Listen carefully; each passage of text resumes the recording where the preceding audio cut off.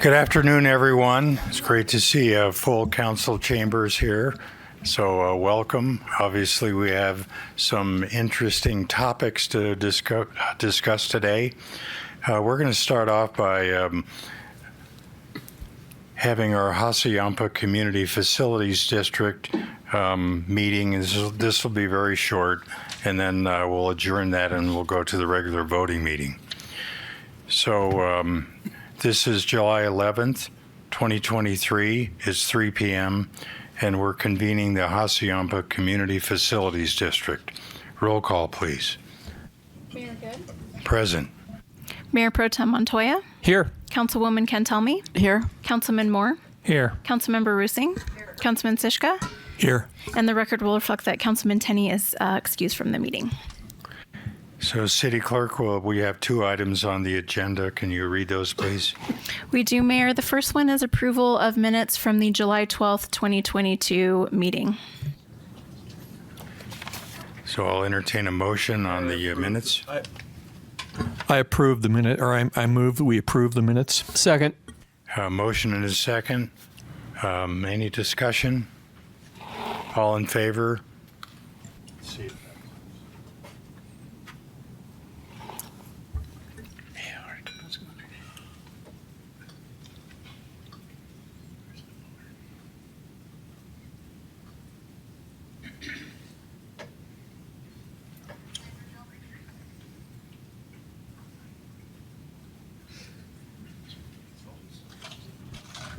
I have everyone's except for yours, Mayor. If you'd like to verbally give me yours, we can do it that way. All in favor, say aye or vote. Aye. Aye. Aye. Aye. Any opposed? Passes Passes, 6-0. 6-0.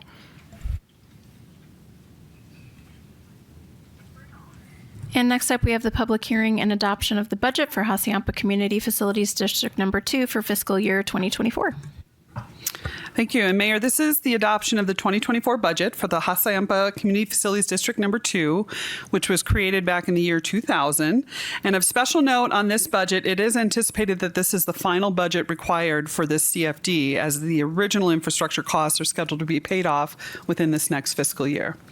So we can answer any questions if you have them. And Mayor Pro Tem. Thank you, Mayor. Mark, I have a 12-part question. No, I'm just Okay. kidding. I'm excited because this is the biggest crowd we've I know. ever had for I a just district I board meeting. I want you to take us through the chronological history of this district. No, No problem. My actual question is, how much is what is the remaining cost that's left of this? If we could get the slide up.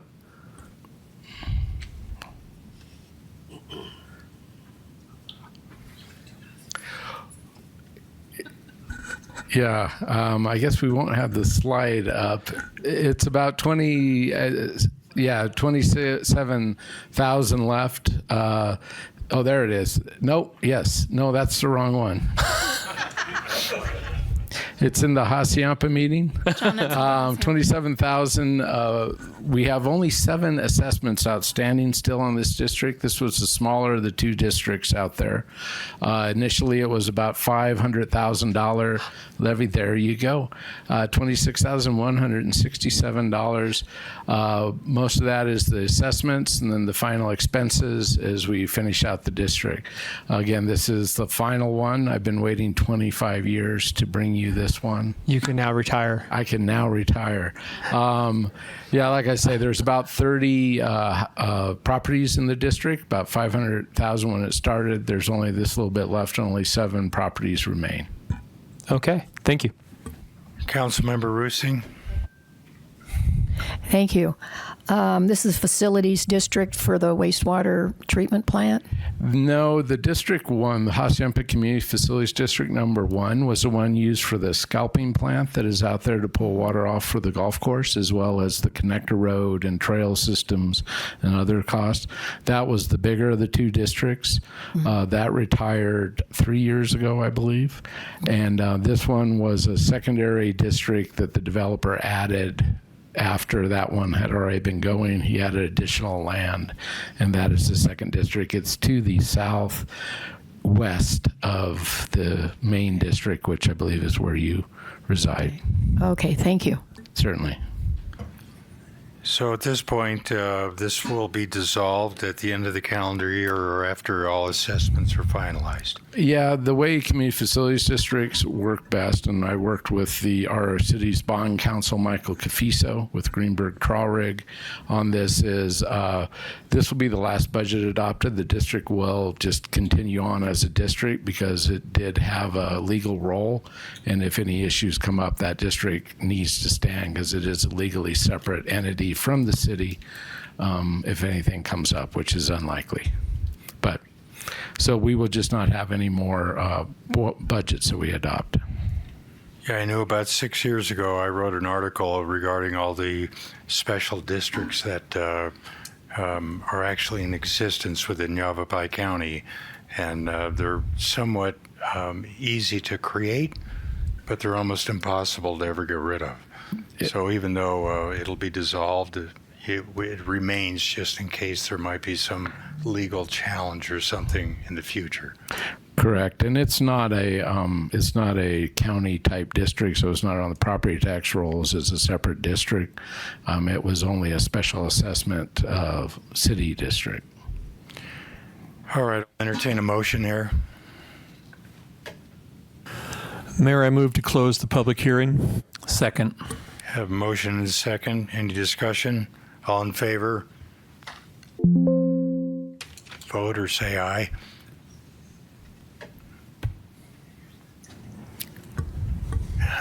Well, I vote yes.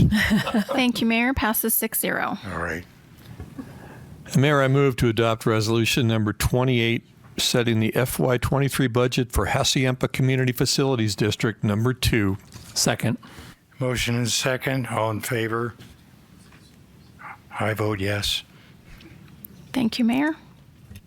Any opposed? Passes 6-0. Very good. All right, that concludes our Hassayampa Community Facilities District agenda, so this meeting is adjourned.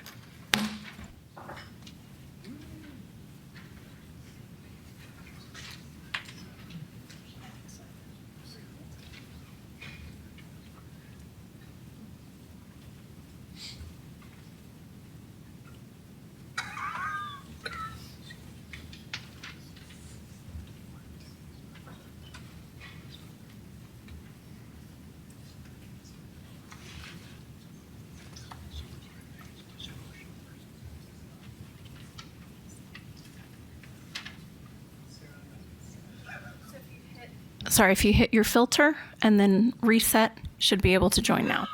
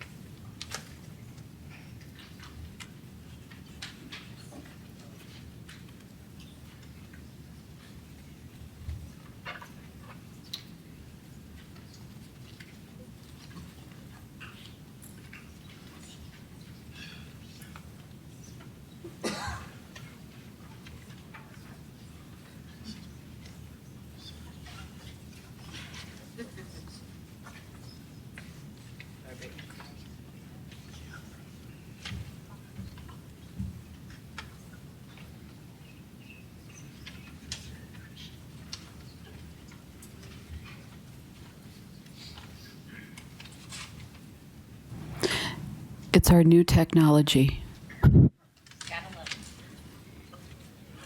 Well, technology gets any better, we'll be out of business. Okay, this is a city council meeting, voting meeting, July 11, 2023. It's 3:00 something. It's 3:10. 3:10 p.m. Do we have any introductions or announcements, Mayor Pro Tem? We sure do, Mayor. Thank you. First, I want to acknowledge that and welcome to the meeting today ex-Senator, State Senator Steve Pierce, ex-State Senator Karen Fann, and ex-Prescott Mayor Jack Wilson. In announcements, we have Stage 1 fire restrictions remain in place for Prescott and the entire region as conditions remain dry. Here are a few tips to remain fire safe. Be careful where you park and check your chains. During the dry season, parking a hot car or ATV on the grass along the road or on trails can catch the grass on fire. So can the sparks from dragging a chain. Tools without spark arresters can also start a fire. Check your tow chains and please be aware of where you are working with tools that can create sparks. Don't give fires extra fuel. Move wood piles, construction materials, and all flammable items at least 50 to 100 feet away from your home. Clean out everything under decks, including leaves and pine needles. Also be aware of flying embers landing on your home. Embers from fires can fly up to 6 miles through the air. You might not see them or smell them, but if they land on your deck or in your vegetation, it could spell disaster. For more information, go to www.yavapifirewise.org. To learn more about fire restrictions, you can also go to the city homepage and search for fire restrictions. And lastly, I wanted to share with everyone that I had a great time at the farmers market this past Saturday. And in fact, I see some of the people who are at the market. Hi. I'll be doing this monthly, so I'll be back there in August. I also am going to continue outreach efforts. This month, we'll be doing a Facebook Live with Parks and Rec Director Joe Baines on Tuesday, August 1st at 1 p.m. on the city's Facebook page. So tune in for that. And since I have a captive audience, I hope to see you all on Facebook Live. And I will also have open office hours at the Prescott Public Library on Tuesday, August 1st from 3 to 5. So you can come there as well. And that's all I have, Mayor. Thank you, Mayor Pro Tem. We'll now have an invocation from Rabbi Julie Kozlow with the community, and then followed by a Pledge of Allegiance by Councilman Shishka. Thank you. Greetings, Mayor Good, council members, and community friends. Again, it's an honor and a privilege for me to have this opportunity to frame this meeting in blessing and in prayer. And though our prayer languages may differ, our heartfelt wishes are shared by all, that your discussions and your eventual votes will serve the highest good for all the citizens of Prescott. May you each be guided first and foremost by a love of peace and a hunger for harmony in our beloved city. May the vision of a healthy future for all of us guide your decisions. And may you never forget that the privilege of this office is one of responsibility, a responsibility to ensure a vitality of city life for all of our citizens. I'm now going to say a blessing. Originally, this is in Hebrew, in case you're a little confused. Yivarechecha Adonai v'yishmerecha, Ya'er Adonai panav elecha v'yichuneka, Yisa Adonai panav elecha v'yasem lecha shalom. May God bless and keep you. May God countenance shine upon you and be gracious to you. And by your giving, may you receive the precious gift of peace. Thank you very much. Amen. Would you please join me in the pledge? I pledge allegiance to the flag of the United States of America and to the republic for which it stands, one nation under God, indivisible, with liberty and justice for all.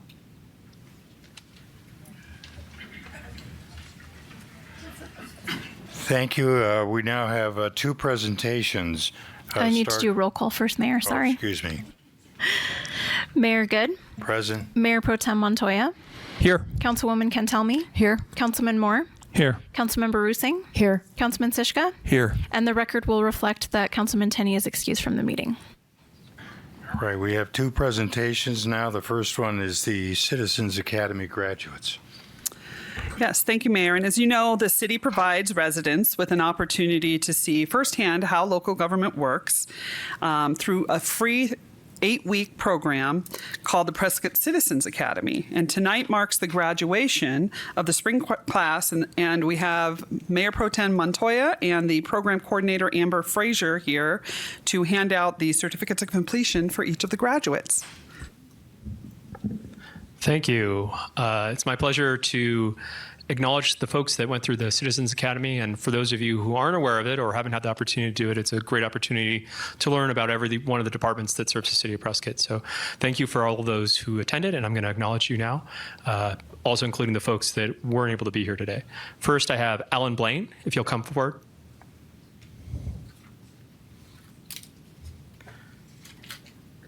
Okay. And come up and then stay up here because we'll do a picture as well. Thank you. Hi, Alan. Craig Quartermonch, who isn't able to join us today. Robert Garina, who is actually now one of our water protection specialists in the city. Is he here? He might not be. No, Robert. Okay. Elizabeth Gwynn. Victor Haynes.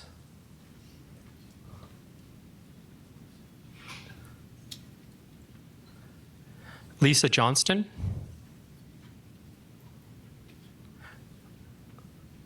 Rick Kimmery. Jim Klazuski, who isn't able to join us today, but has been a great addition as a member of our Planning and Zoning Commission recently. Richard Mitchell. Kay Mitchell. Lisa Moncrief. I hope I'm saying that right. There she is. Okay. Amy Mosley.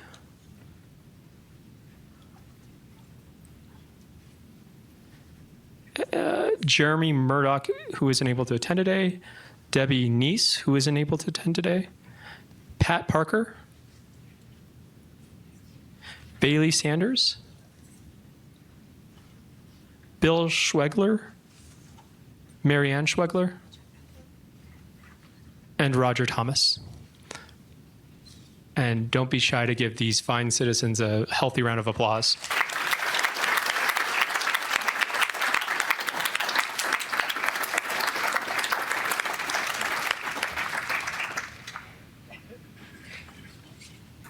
And then we're gonna scooch together. Hi, man. Like you guys spent some time with each other. Sorry, you're shorter ladies. I'll have you go. Oh, okay.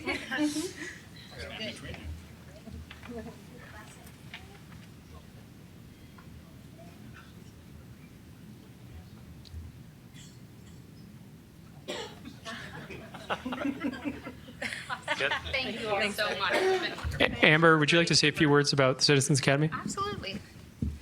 So I'm one of the facilitators for Citizens Academy, and it's just been a wonderful opportunity to get to know citizens like yourselves.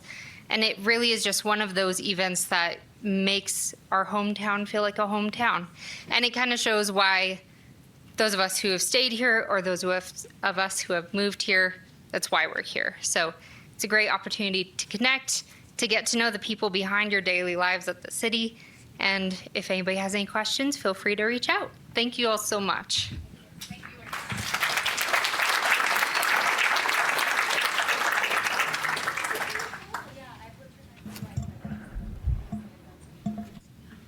All right, we'll now move on to the Prescott Mountain Bike Alliance, the Bean Peaks project presentation.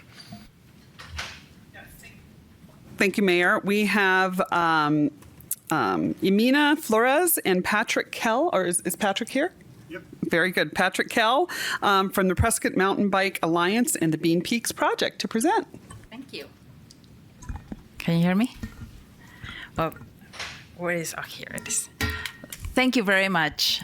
First of all, I would like to introduce myself. I'm Jimena Flores from Prescott Mountain Bike Alliance. I'm the board president. And this is Patrick Kell from International Mountain Bicycling Association. They are our parent company. Parent organization is a nonprofit, so we're a subchapter of IMBA. So he will be available also to answer some of the questions after I go through the presentation. So thank you for being here. I'm here to present the plan for a new gravity flow trail in the Bean Peaks area. It will be a collaboration between the City of Prescott, the Mountain Biking Association, PIMBA, as well as the Forest Service.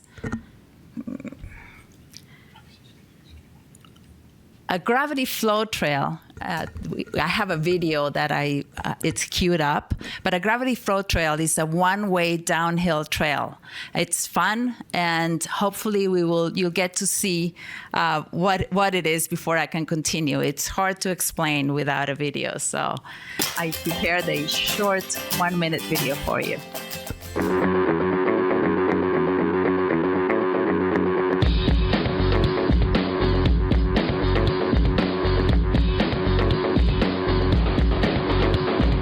this has been a really cool project to be able to build things so everybody can roll it and have fun, but at the same time the more skilled guys can bump it up a notch and jump the tables all the way, and you know, you can ride it slow and have fun and ride it at speed and still find good trannies. All of these features were designed for all users, so a family can come out here of all different ability levels and get rad or not get rad as much as they want to. I mean, all the jumps are rollable. It's a very non-intimidating environment that people can come out and continue to work on their skills and progress over time.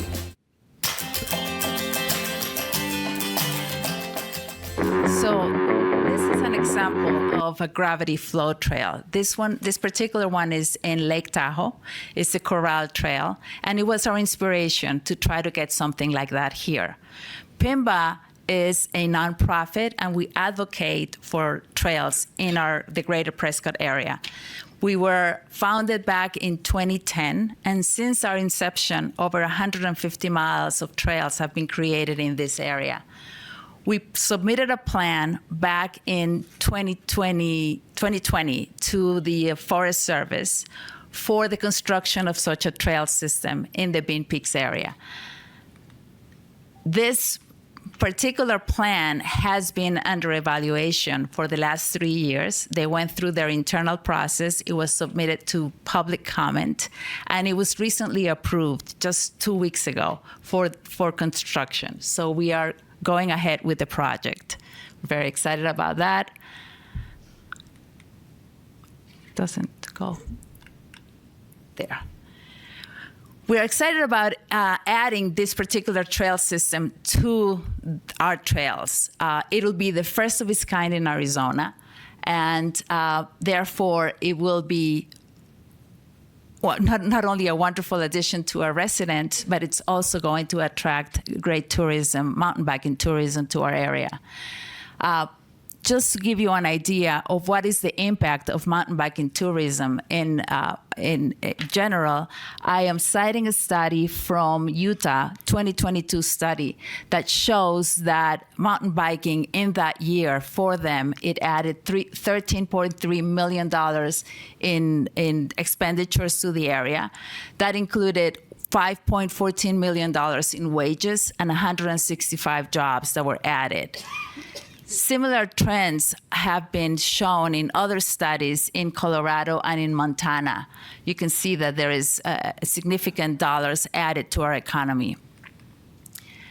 This project is going to be located very close to downtown Prescott. It'll be adjacent to the White Spark Campground by Route 89, south of the Goldwater Lake. Is that red dot that you see over there? That's the Bean Peaks area. Zooming in a little bit, you can see on the left is 89. Unfortunately, I can't point, but the area that is surrounded with a red line is the existing trailhead in White Spar. That particular trailhead will be decommissioned, and the whole area, 4 acres of meadow, will be restored. The trailhead will be moved further up to where you see that blue area, and that's going to be enhanced. And there will be an additional trailhead created where the red area is for this particular trail system. Here is the map of the actual trail system. It consists of 17 miles of bike-optimized trails, directional trails. They're designed in a similar way to a ski resort. You'll have greens and blues and blacks that will make it available for people of all abilities and ages. It would also have people with adaptive bikes, such as recumbent bikes, will be available to ride there. So people with disabilities will be able to enjoy it as well. The construction will be done professionally by IMBA Trail Solutions. They are the premier builder of this type of trails throughout the country. The budget will be $1.5 million over a 3-year period. And we plan on having 3 construction phases for it. So each phase will be built in the fall with the ability to start using it the following spring. We would like to start the project in the fall of this year, and we're hard at work with our fundraising efforts. Is there anything else you want to add, Patrick? Mr. Mayor, City Manager, Council members, thank you very much for having us. My name is Patrick Kell with the International Mountain Bicycling Association. I'm a Prescott resident. I live just off Miller Valley Road. My accent doesn't say that, but I live walking distance from here and was happy to walk here this afternoon. So I'm involved with this project. The organisation I'm with is the National Non-Profit Organisation, and the Prescott Mountain Bike Alliance is our local chapter. A big thanks to the city, specifically with the Parks and Rec Department. Joe Baines, Chris Hoskins have been very supportive in this project. Big thanks to the Prescott National Forest. Jason Williams and Sarah Clausen have been very supportive, and the project's fully permitted. The planning process started in 2020. Then there was a public comment period that went on for quite a period of months, and just 2 weeks ago the project was fully permitted by the Prescott National Forest, which is very exciting. So I'm working with EMENA. We're working on various fundraising initiatives with local philanthropists, with corporate entities. We're writing some grants to foundations. There will be a public fundraising campaign later this summer, and the goal is to start construction in the fall. But we think it's a very exciting project. We think it'll do great things for the young people in Prescott. Mountain biking is very exciting, great way to get kids outdoors, great way to get families outdoors. We think it'll be good for tourism. We'll bring visitors into the area. So big thanks to the city, and would love to hear any feedback or questions, and would love to have your ongoing support. Thank you. Thank you. Mayor Pro Tem. Thank you, Mayor. Patrick, in addition to seeing you when I crashed my bike on McCormick Street the other day, I've appreciated getting to know you and IMBA and the work they've been doing in this community. And I had the pleasure of doing some work with supporting some of the activities that happened with the Whiskey Off-Road recently. And I've talked really closely with Todd Sato about that project. And I just think it's great that we're doing things that both benefit enhance tourism, but also are a real benefit to the community here. And I don't know what getting rad is, but I'm going to find out, I guess. So thank you. Thank you. Thank you. Any other questions or comments? Councilmember Rusing.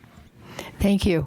I have a question. Will this trail system be used pretty much year-round, except when there's snow, or are people going to be out there in the snow too? No, it's pretty much year-round.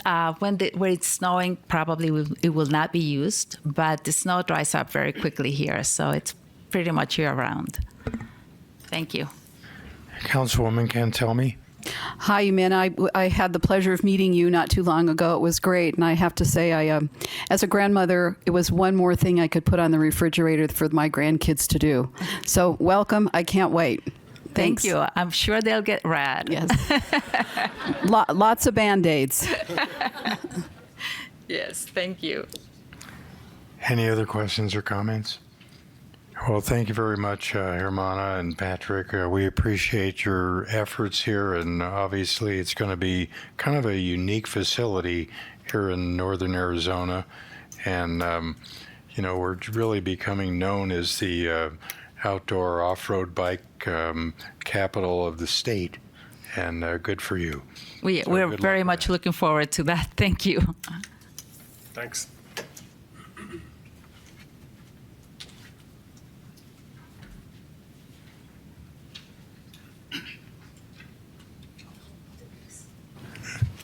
All right, we now move on to the next agenda item, is the open call to the public.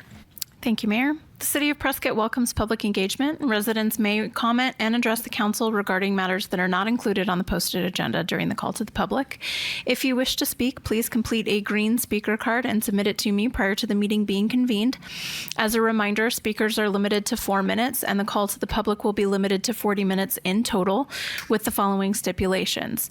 Citizens are limited to addressing the council on the same topic only 4 times in total.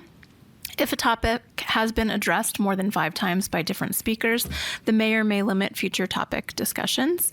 And topics of a primary national concern may be limited at the discretion of the mayor. I do have a couple of comment cards, and our first one is from Lucy Wheat.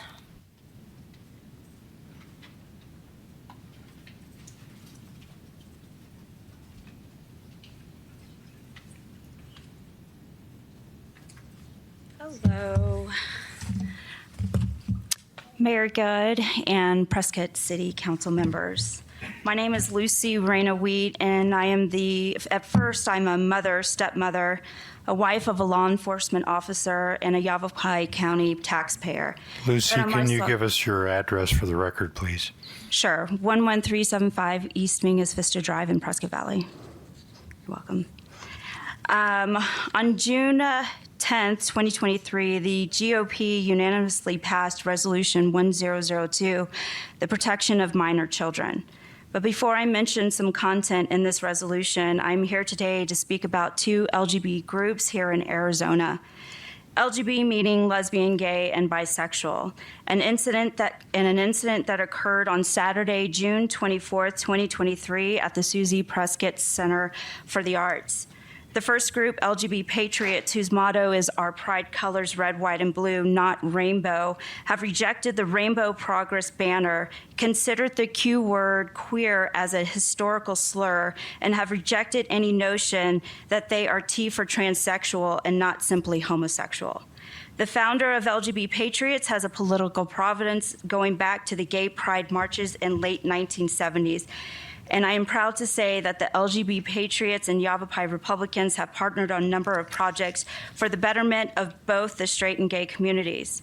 The second group, on the other hand, is House of Hues right here in Prescott, cites itself as here to cultivate a safe place for queer art and the expression in all mediums, with the purpose to tell queer stories through those mediums and educate the public. According to their About page, House of Hues is a promotional vehicle for the lesbian, gay, bisexual, transgender, queer, asexual, and intersex plus, also known as LGBTQAI+, a community focused on what they call queer stories. Now, on the surface, this would appear to be a benign gay dress-up, makeup act of fantasy tort, quite harmless, but what we have seen from the past few years of the LGBTQAI+ intrusive advocacy, especially coming off of this month's Gay Pride Month, where we witnessed public nudity, public kink, all in front of children, we know that LGBT have originally marched for gay acceptance and equal rights are no longer benign. House of Hues at their June 24th Pride Festival were granted a liquor license through Susie for the family-friendly event, but allowed in children in violation of that liquor license.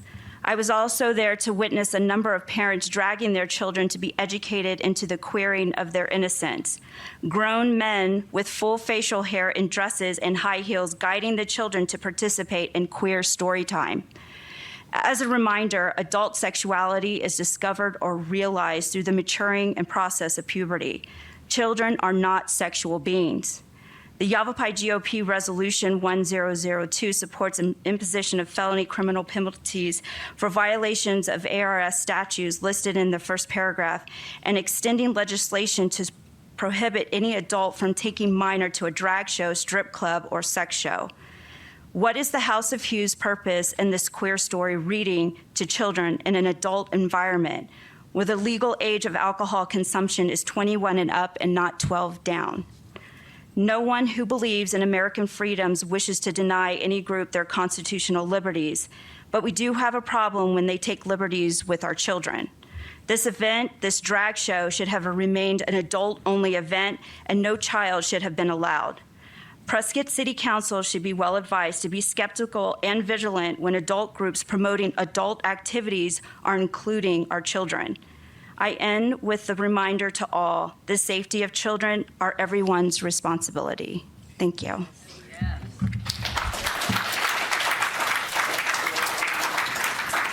Karen Ms. Fan. Reed. Karen. Thank you. Karen Fan, 5691 Hole in One Drive, Prescott. Good afternoon. My name is Karen Fan. I am the former Arizona Senate President and now Board President of Western Values Coalition. The Western Values Coalition is a group of community members who established this coalition to foster a conversation within our communities on issues to our cities, county, and region. Too many decisions affecting our communities are reduced to talking points, oftentimes inaccurate, and sides are taken before the issues are even fleshed out in a meaningful way. Whether the issues is access to health care, growth and development, water, or economic development, we are now at a point in our history where the right decisions need to be made that balance those needs of those communities with sustainable growth and economic development. Our goal is to bring our citizens together by working to find solutions to those issues that affect all of us while preserving the very values that make our community special. The Western Values Coalition was launched to take on important topics like the rodeo. In order to educate and facilitate the conversation with as much information as we have available, we conducted 2 teletown halls in the last few weeks regarding the Prescott Frontier Days and Rodeo's proposed master plan. During the first teletown hall, we have over 6,000 people connect to our call to listen, learn, and ask questions about the information provided. Subjects range from funding, dust, lighting, noise, and what is being built, and its purpose. Our second town hall was just last night. We brought on a neighbor from the rodeo grounds to share his concerns and questions to have them addressed by the rodeo. We had over 4,500 community members join that call. Based on the information we've collected from the concerns shared at the public meetings and the questions presented to our town halls, the Western Values, did you want me to stop a minute? Okay. Based on the information we have collected from the concerns shared at the public meetings and the questions presented at our town halls, the Western Values Coalition suggests the following based upon this information and those assumptions.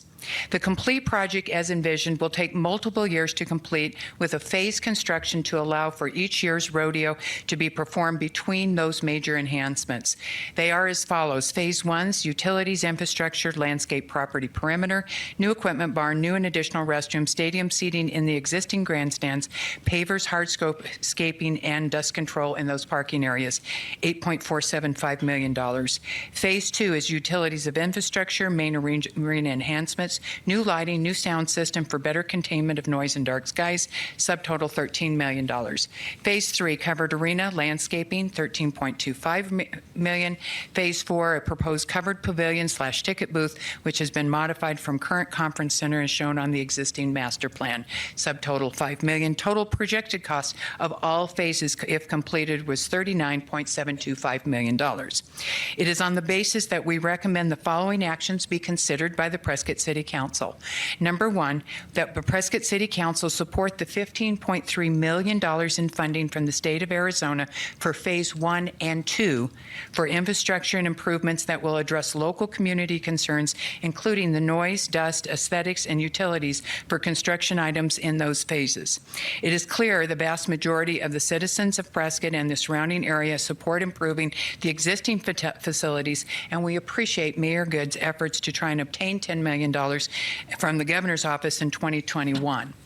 2, that any plans for a multi-use pavilion or expansion be evaluated and studied further until such time as the public comment process be augmented, robust discussions with full input to address the concerns of the citizens and the neighbors, and to ascertain if a multi-use pavilion is in the best interest of the community.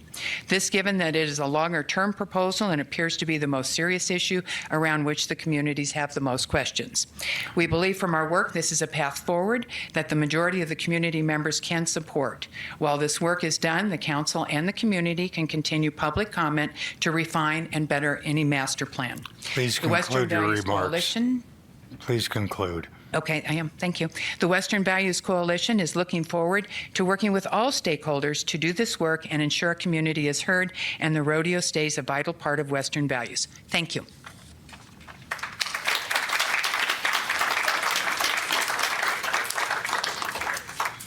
Steve Pierce.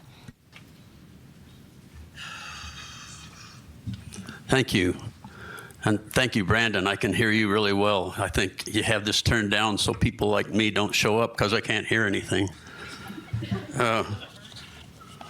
I'm not alone at that, I think. But first, I want to thank all of you for serving. I know you don't get paid very much. I know it's you're there to be criticized, and it's not fun, and I have been there.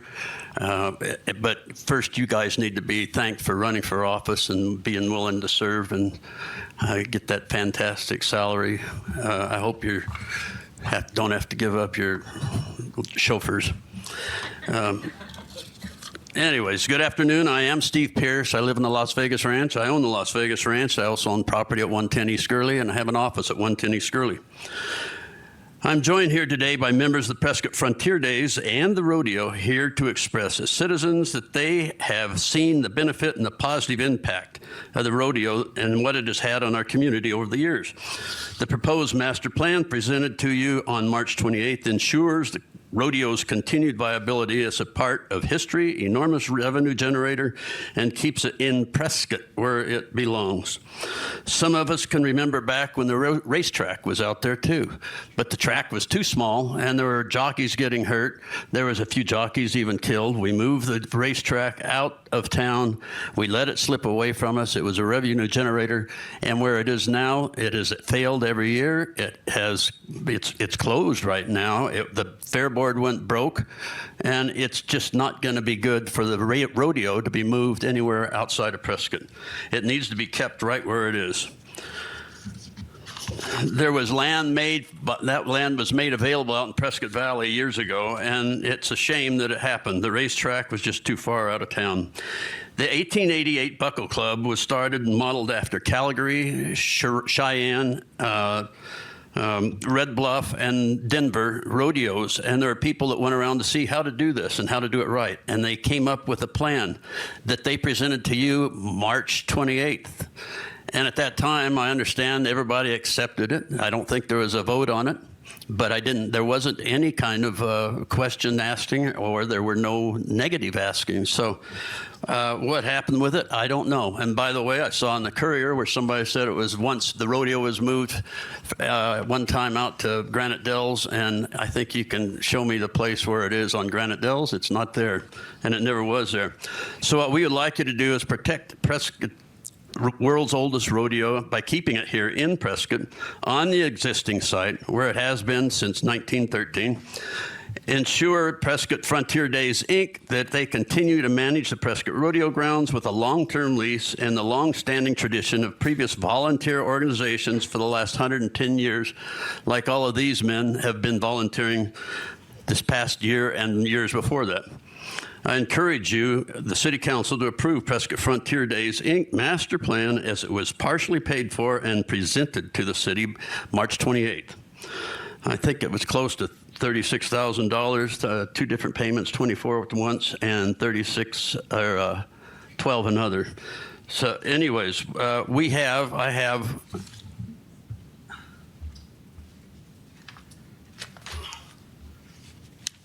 Prescott Frontier Days have collected signatures of over 6,000, almost 7,000 people that support this effort and want to keep the fairgrounds right where it is.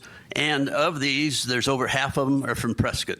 So sure, there's a lot of people from out of town. It's the biggest generator for Prescott. It's the biggest money maker for Prescott. It needs to be kept in Prescott, and I hope you all will consider to make sure that it stays here, stays where it is, and that we do improve the facilities out there. And that's what this was started as, a program to improve those facilities. And I know there have been people that have gone down to the OSPB office at the Capitol looking for the $10 million in September of 21. And I know that it's still needed. And this time we got it. It was a lucky time. By the way that it came about was strange, but I won't go into that. So anyways, I wish to implore you to please do what's right for the Prescott. Keep this money-making thing in town where it belongs. And I might add one last thing. When I was growing up, now I think Mayor Good will remember Buck Owens and the Buckaroos. Oh, yeah. We closed, when I was growing up, they closed Whiskey Row and set up the city stage right there, and Buck Owens played for I don't know how long, but how many fights were created after that down the alley, I don't know, but it would be fun to have something like that again. So thank you for your time, and again, thank you for your service. It's appreciated by lots of people. Thank you. Thank you.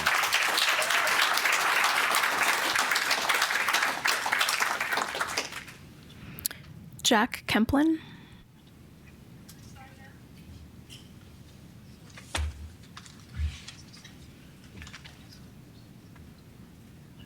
Hello.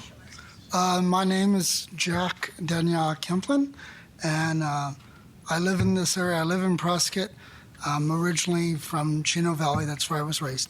Can you give us your address, please? I'm homeless in Prescott. I have been for many years. So my address is right here at the moment. But it's truth. But I want to say I was recently online about 4 days ago, and I saw a thing of Prescott talking about how this hotel is wanting to build a new hotel on Whiskey Row, and they want to demolish the buildings where the Harley Davidson shop and stuff is, and they're trying to get permission from you guys to build there. And I saw an overwhelming response from everyone was in deep agreement with me, and that is no, let's not demolish any of the buildings on Whiskey Row. A lot of the buildings on Whiskey Row are very, very old, like 100 years old. And people come to Prescott for that classic old West feel. And to demolish our old buildings on Montezuma or on Cortez or on any of those streets, I just think that'd be a shame. I think it would be a great loss, and it would take away from that Old West feeling that everyone comes to this town for, along with the rodeo, right? And so I just wanted to implore the city of Prescott to please keep the old buildings in the area around the square, and to keep, this classic Prescott that I grew up with and that I think everyone loves. Thank you. That's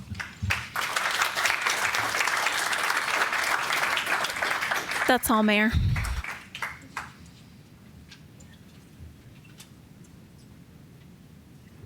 No more. That's it. Well, thank you all. We'll move on to the consent agenda.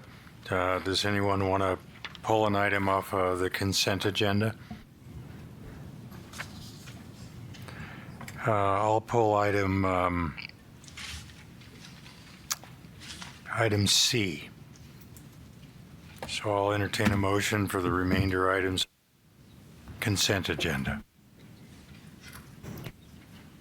So moved, Mayor. Second.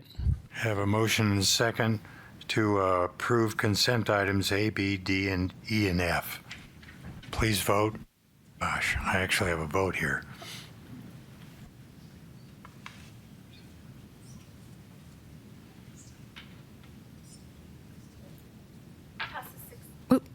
Passes 6-0. Thank you very much. I did want to pull item 8C, approval of acceptance of the Water Infrastructure Finance Authority Conservation Grant for $3 million. I think most of us know that Governor Ducey created a water augmentation council while he was still in office to look for additional water sources. In addition to that, also funding for water conservation projects.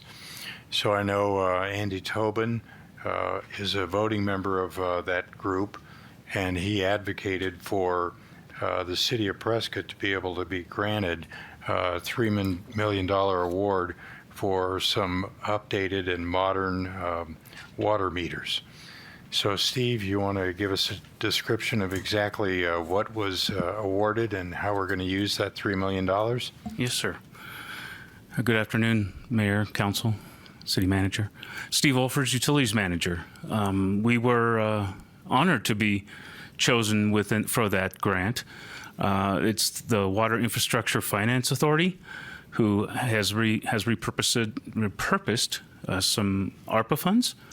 The money that we were awarded will be used in a conservation effort for upgrading our meter infrastructure for our water system, which will also include an interactive computer app that will allow customers to be able to view and get alerts for their water usage. So the hope is, of course, to continue conserving water through those means. This is going to be a 5-year project, so the $3 million will allow us to complete 2 phases of that, so 2 full years.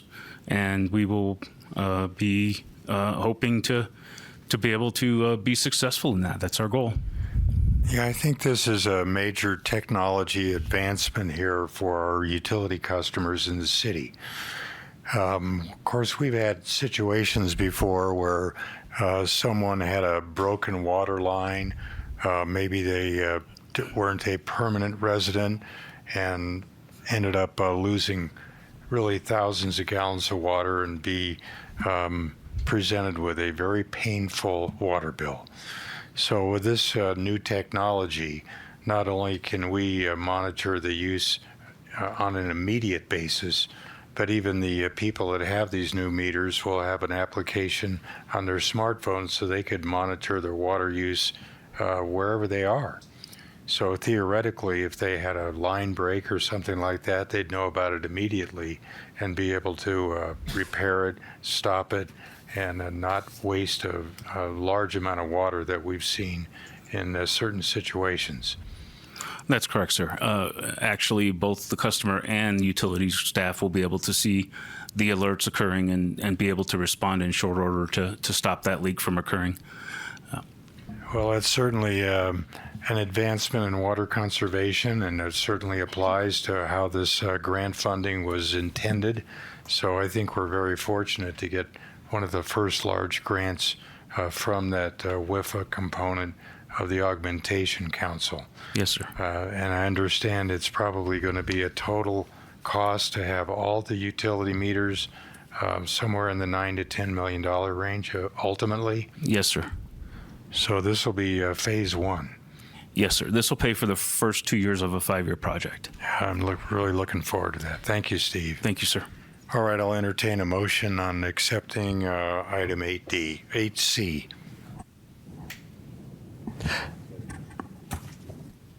Councilmember Yes, I'm Russo. sorry. I had a comment. I guess you didn't see it on the screen. I just wanted to ask Steve that these meters will be able to be read remotely, and it'll save time, effort, and money on staff having to drive all over town to read these meters. Yes, ma'am. This will use cellular technology, so everything will be transported through the cellular network, and we'll have the ability to read them within 6 hours of getting the information. So we will not have to have physical vehicles out driving around, going into people's backyards, trying to check the meters that are not reporting correctly. Yeah, so it'll decrease our carbon footprint.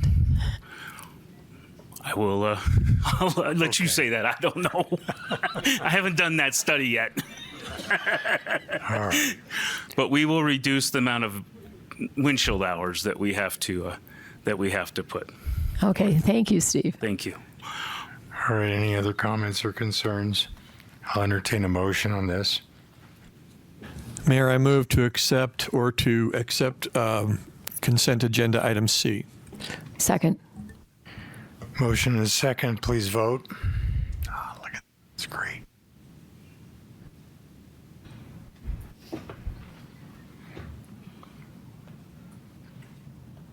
Passes 6-0.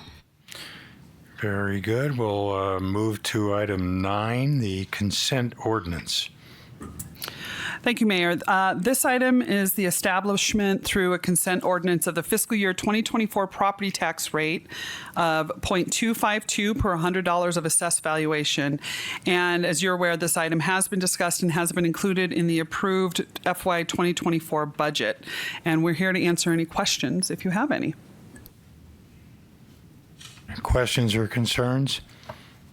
Well, I know I brought this up originally. A lot of people are a little misinformed about exactly how our property tax works. When we have a substantial number of new residential properties being built in North Prescott, and those properties go from a vacant lot into a finished home, obviously there's a huge increase in value. So when those properties are assessed their property tax, the vast majority goes to the county. The county receives those property taxes, but the city has to provide the services to those new residents, we have to be able to provide police and fire and ambulance response time, but we don't get the property tax to be able to pay for it. So there's a disconnect there. And that's why we felt that increasing our city property tax, primary tax, a very modest amount, it's going to produce about $238,000 a year, which for a $400,000 home is about $13.04. To be able to have a more stable revenue stream and not be totally dependent on sales tax. So we just found out that the state legislature, in their ultimate wisdom, decided to eliminate the residential rental tax, which will hit the city of Prescott to the tune of about $4 million. $1 million to our general fund and $1 million roughly to our streets fund. Over a period of time. So we that hits our general fund, which funds our police and fire protection. So being able to do a modest replacement with a primary property tax for the city makes a small down payment on that loss of revenue. So we're going to have to find a source somewhere else because we're not about to reduce our public safety services. I think we have an obligation, and I've said this before, one of the most legitimate reasons to have a government is to be able to protect the citizens. You can't do your own police enforcement. You can, defend your home, but police and fire are essential services that we have to be able to find funding for. And over the course of the last 4 or 5 years, our response time used to be around 7 minutes. Now it's up to 10 minutes because we continue to grow north, but without the staffing and there's fire stations and police stations to be able to do that response. So I think this is, if you understand how this works, you'll realize it's very appropriate. And the maximum amount we can do every year, I believe, is 2%. So it's a small down payment, but I think as you understand how property taxes work, at least in the county and the city, you'll realize that this is a very reasonable request. And we've had hearings on this, so we're going to be moving to adopt this at this time. So I'll entertain a motion. Mayor, I'll have the city clerk read the ordinance first. Needs to be read out loud, and then the vote. Yeah, I think we need to take a roll call vote, right? We don't need to do a roll call vote, but I do need to read the title of the ordinance before the motion is taken. So I'll do that real quickly. Thank you. An ordinance of the mayor and council of the city of Prescott, Yavapai County, Arizona, levying upon the assessed valuation of the property within the city of Prescott, subject to taxation, a certain sum upon each $100 of valuation sufficient to raise the amount estimated to be required in the annual budget, less the amount estimated to be received from other sources of revenue, providing funds for the general municipal expenses for the fiscal year ending on the 30th day of June 2024. Very good. I'll entertain a motion to So moved. adopt consent ordinance item 9A. So moved now. Second. Motion and a second. Any further discussion? Please vote.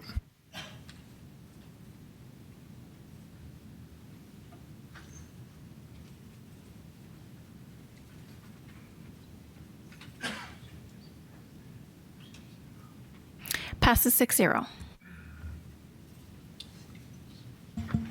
Thank you very much, and I hope that kind of explains what our attempts to do here and how important essential public safety services really are. Okay, we'll move to regular agenda item 10A. Great. Okay, Mayor and Council, this item is related to a petition that was submitted by Ralph Hess to the City Council at the June 13th Council meeting, requesting the Council to solicit an RFP for a master plan and require a 60-day public comment period and 2 public hearings prior to considering any amendments to the Prescott Rodeo lease. So there were a number of pieces in here. Joe, our city attorney, will help facilitate the discussion, provide a quick overview of the request, and then help answer any questions the council may have. So according to our city charter, when a citizen presents a petition, we've got 30 calendar or working days to be able to respond to it. So our options are either to accept it, reject it, or accept it with modifications or amendments. So, City Attorney, can you explain the consequences? Yeah, that's to this correct. petition? Thank you, Mayor and Council. And I'm just going to go over the petition submitted by Ralph Hess. It was signed by, I believe, 178 people, and what is being requested versus what is required under the law. Essentially, there are two separate portions of the petition, or two separate asks found in Section 4 and Section 5 of the resolution that was attached to the petition. Notably, the petition does say, and keep in mind, that the petitioner is willing to discuss here, and he'll be able to present after I'm done. He will be asking for approval of the resolution as drafted, but does mention in the petition that Section 5 is the most important to him and willing to discuss modifications elsewhere. Now, getting into what Section 5 and Section 4 is, Section 4 is a requirement with a substantive purpose. That's the first line there on the screen, which is to solicit proposals for master planning and select consultant. So the petitioner asked that the city go into an RFP, or a request for proposals, for a master plan for the rodeo grounds. Now, this is somewhat consistent with our lease that was entered into in 2016, which contemplated that the city may have an RFP for a master plan that would seek the highest and best economic uses of that area, consistent with the lease that we had in place with Prescott Frontier Days. Now, that 5-year period has passed. This city, while having the ability to go to RFP, wasn't required to, and chose not to do that during that time. So that's what's being asked, is an RFP for a master plan for the highest and best economic uses consistent with the rodeo. That's what's being asked. The requirement, though, in terms of a legal requirement for a master plan, we don't have any. We have the option to do so under the lease, but that time frame has passed. To the extent a master plan also presents new zoning, new buildings, improvements, or otherwise, that does have to come to council to be approved, and would come to council for approval. Mayor Pro Tem, you had a question? I did, Mayor. Thank you.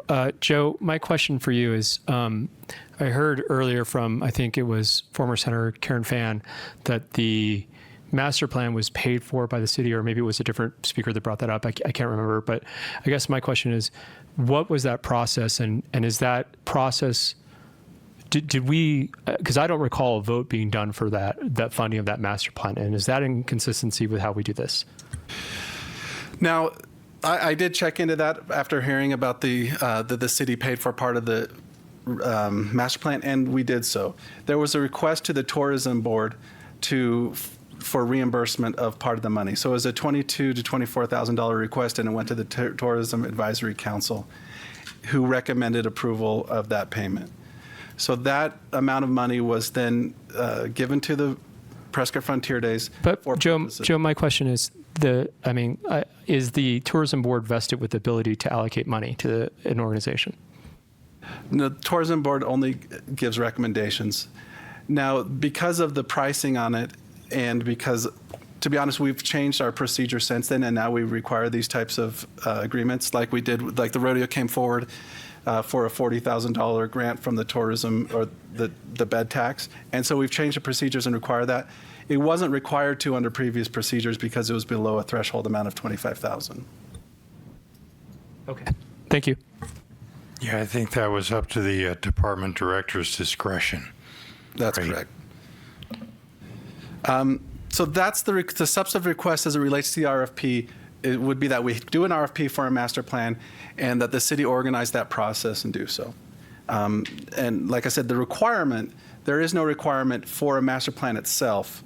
There would be requirement for rodeo to come to council for improvements because we are the landowner there, or to come forward with site plans under the local neighborhood plan. Site plans would have to be approved through council as well.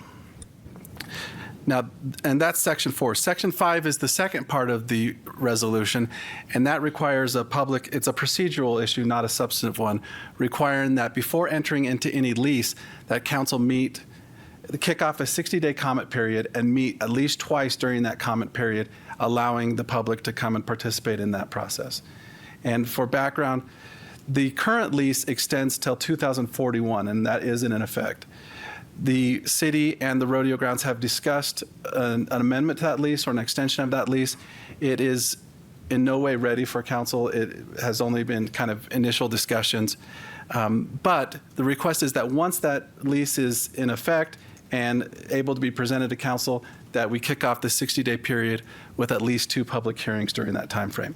That's what's asked. Now, procedurally, we're only required under our city charter to do a 2-week notice before a lease is entered into or an amendment to a lease that is published at least 1 time per week for 2 weeks. So this is an ask above what's required by our charter. So I know that Petitioner Ralph Hess is here to kind of address those issues, but if you have any questions for me before he does so, please do. Councilmember Rusing. Thank you. I'm kind of confused. Are we talking about going out and getting another master plan on top of the master plan that was already presented in March?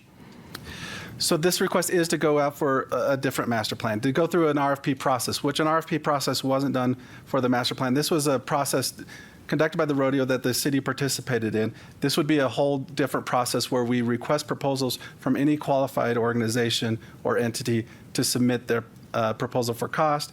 We would then select presumably the lowest price or the best qualifications and then initiate a new process. That's what's being asked in this one.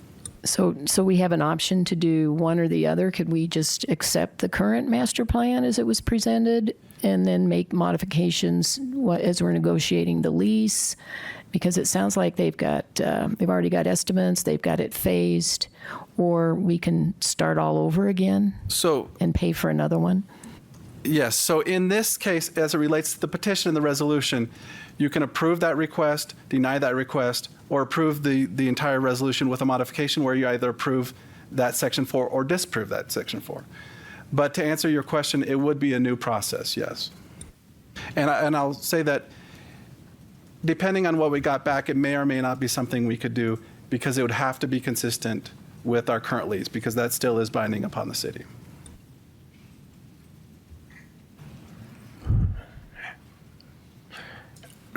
Well, I know when we saw the original conceptual presentation back in March, it was purely a concept of this master plan agreement. It didn't have nearly the essential details that were needed for this council to be able to really thoroughly consider what the total cost would be. I know Senator Fan just mentioned some additional information that I hadn't seen before, but I know that there's zoning changes, there's substantial infrastructure that would have to be put into the area to handle water and sewer and other requirements. I haven't seen a thorough traffic study to see whether the proposed events and frequency could handle that additional number of attendees. We certainly have the Gail Gardner Community Association that would be significantly impacted by this. So even though we heard some improvements to the direction of the speakers that generate a lot of the noise and announcements and music that happens, and we haven't really seen a complete concept of how frequent these additional events would be and what the impact would be on the surrounding area. So I think there's just a lot of details that have yet to be proposed. And even when I attended that first large meeting at the rodeo grounds, it was even presented at that time that the plans were only about 30% complete in really a structural planning process that was much more than just conceptual. So I think it's important that the community that's going to be impacted by this master plan proposal have a sufficient amount of time to be able to hear the details of it, find out what the financing is involved in it. There's just so many questions that I have not had enough answers to be able to proceed with the original proposal. And Mayor, if I may address, and I realize I may not have answered Councilmember Rusing's question totally. And the answer is, if we do not go to an RFP for a new master plan, it doesn't mean you have to agree to the current or the proposed master plan either. So I just wanted to make that clear, that the master plan will be presented as the owner of the property. Council will have to approve new improvements, and so new buildings and so forth. And not going to a new RFP doesn't mean you have to approve all of the master plan as it currently is drafted. Does that answer that question? Councilman Moore. Thank you. Thank you, Mayor. I think where we're at today and what we need to discuss today is not so much what was presented to us in March, but the petition that was presented to us 30 days ago. And the issue is, do we accept, do we deny, do we modify the petition? And I want to go on record as saying, I feel that as a mayor and a council, when we ran for election, we ran on a platform of transparency, and we want to improve transparency. I'm in favor of accepting public input. I think that's important. However, I feel like we need to modify the petition because I feel it is unnecessary to go out to a new master plan. I don't think we need to do an RFP for a new master plan for this facility. I think we saw conceptually what the rodeo presented. We liked it. Do we know all the details? No. Will that be forthcoming? Yes. This is a process. This is a phased project. It's going to be a long time. It's not going to happen overnight. So I would like to suggest, and I know there will be other comments and discussion from other council members, but I feel it's appropriate to have a 60-day comment period. There's nothing wrong with that. Let the public comment. Let the public participate. That's important. They need to have a say in this. But I don't feel that we need to have an RFP for a new master plan. Councilman Shishka. Thank you, Mayor. You know, from all the folks that I've talked to from the Rodeo Association, they love public input. They haven't done it all that great up to now, but they want public input. They haven't said, no, we don't want you guys to tell us what'll work. So what I'd like to do is, after Mr. Hess is going to speak, right? Is he? Yeah, he's here and prepared to speak. He is asked to be able to address his... Mr. Hess is going to speak, and I would like to propose a motion once he finishes speaking. Mayor Pro Tem. Thank you, Mayor. My question, Joe, I guess, is, I guess this is technical in its nature. It is an option that exists that we could modify this resolution to not include the RFP process, but still accept the public comment component of it. Yes, it can be modified in any way council sees fit. Okay, and then I guess my other question is and I don't want to get out of the agenda order, but it occurs to me that did you contemplate, or is it distinct enough, the two resolutions, that you think that they should be entertained separately, or is there a conjoining of these petitions that could be handled? And City Manager, I'll let you address that. I think that we discussed that and contemplated, but felt that they were different enough and by different people that they should be heard independently. Okay. So with that in mind, I guess what I would say is I tend to agree in theory with what Councilman Morris said, that I don't know that we do need a whole new RFP process, but there are a lot of questions about this master plan for me as well. And I understand that more will be developed, but I've heard from people urging me to approve a master plan, and I don't know why I would approve something that's only at 30% contemplation of what it's actually going to look like. I also have heard from a lot of neighbors, and I also happen to have lived in this neighborhood for about 10 of the 20 years that I've been an adult. And I understand the concerns that those neighbors are expressing as well. And I guess, I talked to one of those neighbors who's here today, and I said, I want to see the vitriol and the angst around this issue brought down.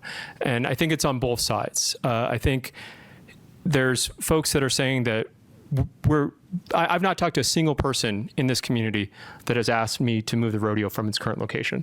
Not a single one. And by the way, if we contemplated that, we would be fools. Like, it would be a mistake to contemplate moving this rodeo at all, because it's a huge asset and a value to this community. And when I was talking to this neighbor at the farmer's market on Saturday, Earl, I said my hope for how this process would unfold, and I shared this with the city manager this morning when she and I met, my hope would be that what Steve said is true, that the rodeo folks are willing to hear public feedback. I would love for Prescott Frontier Days, I would love for you guys, and my understanding is that maybe this is in the works already, but I would love for a meeting to happen with neighbors where you can kind of hear them out, listen to them. And I will tell you, it's not going to be one meeting. And I said this after that meeting that you guys had at the fairgrounds. It's not going to be one meeting. It's going to be probably a few meetings. But I would love nothing better for when this proposed master plan comes forward, that every single stakeholder that's involved in this process comes and speaks in favor of that. And in my mind, that includes the neighbors, that includes Prescott Farmers Market, that includes Prescott Antique Auto Club, and that includes University of Arizona Cooperative Extension. All of the stakeholders, and there's even more that I'm probably not thinking of, but those are ones that I want to see incorporated in this process. But I think that would be the ideal solution for me, is to see that everyone on board says, man, what a great thing. Yes, maybe your guys' rollout wasn't as great as you probably now realize, and hopefully there's some awareness around that, but that we can kind of move forward with a united front to say, man, what a great asset we have. How can we make sure that everyone feels good about this, that the neighbors feel better after the proposed master plan, that they would say, oh my gosh, not only did I not want the rodeo to leave, but now I barely even notice it now, or whatever. Some proposed outcome that I would hope that we could move forward in a good way. So given the nature of the RFP process having to thread the needle of the current lease, I think it would be prohibitive to try and put out an RFP, because you would essentially be seeking someone who wasn't Prescott Frontier Days to acquiesce to the concerns of Prescott Frontier Days. And I think the only entity that can reasonably do that is Prescott Frontier Days. So I tend to agree with you, Councilman Moore. I don't see the need for that, but I certainly say, we need to have, I would love for Prescott Frontier Days to run their own kind of public feedback. I would love for, Senator Fan's organization to do the same thing, as they've already started doing. And I would love for this council to engage in the same process, because we're all stakeholders in the rodeo. Thank you.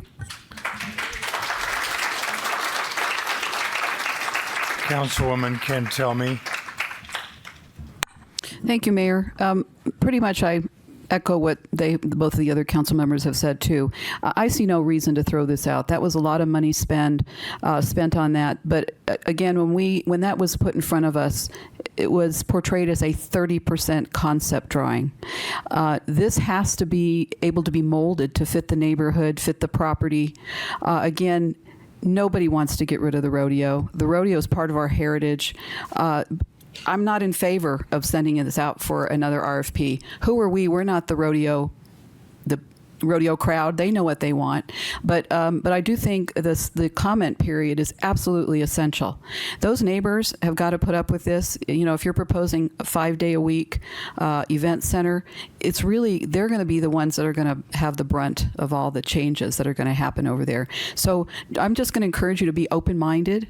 Make sure that you take all of their requests as valid, and there's always two ways to skin a cat. So I wish you good luck on that. I think it's great, and again, it definitely needs it.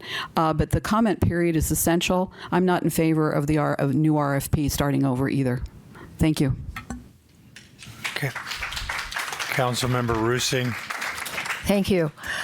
From what I'm hearing, there's a lot more common ground here then we know, and we need to focus on our common ground. From what I've been hearing, everyone supports the rodeo. It's a wonderful asset, and it's a chance for us to celebrate our Western heritage and our small town charm. So I look at, there's two elements. We have the expansion and we have the renovation. And from what I'm hearing, people all support the renovation. We agree that the facility is dilapidated and run down and needs some refreshing, and it would be a wonderful asset if we did that. So I think we need to focus on prioritizing the renovation and finding common ground, and let's get the rodeo show on the road here. Councilman Moore. Thank you, Mayor. I just want to make one additional comment. As I've been thinking about this issue, and I appreciate what Councilman Mayor Pro Tem Montoya said, this issue has elicited an unprecedented amount of comment, both negative and positive. In the 2 years I've been on council, I cannot think of an issue that has elicited as much, as many emails and as much comment as this issue has. Hundreds and hundreds of emails. Hard to keep up with. But as I've thought about the rodeo and the value that it brings to our city, I thought of a parallel idea, and I just want to share it with you, and that's our airport. You know, we talk a lot about the airport and how we want to protect the airport from encroachment and how important the airport is for economic development. I think we need to have the same concept and attitude towards the rodeo as we do towards the airport. It's an economic driver. It's important to our city. We need to protect it. And like other council members have said, that master plan, every part of that is going to have to be approved incrementally as they get to that phase. It's not like we're approving the entire project when they come up to us and say, okay, we're ready to approve phase one. Okay, let's approve that. Let's make sure it's right. And then 5 years later, maybe they come back and say, okay, we're ready for phase two. Then that has to be approved again. We're not approving this whole $40 million project in one fell swoop. So let's keep that in mind. It's a process. But I think we need to look at it just like we look at our airport. We need to protect it. Thank you. Councilman Shishka, one more time before we bring up Mr. Hess. All right. Thank you, Mayor. You know, this issue's gotten a life of its own, a lot of urban legend. I have people coming up to me saying, where are they going to put the 4-story hotel? And how are you going to move a 127,000 square foot Toyota Center, convention center onto the rodeo grounds? Well, we all know that that's not happening, but that word is out there.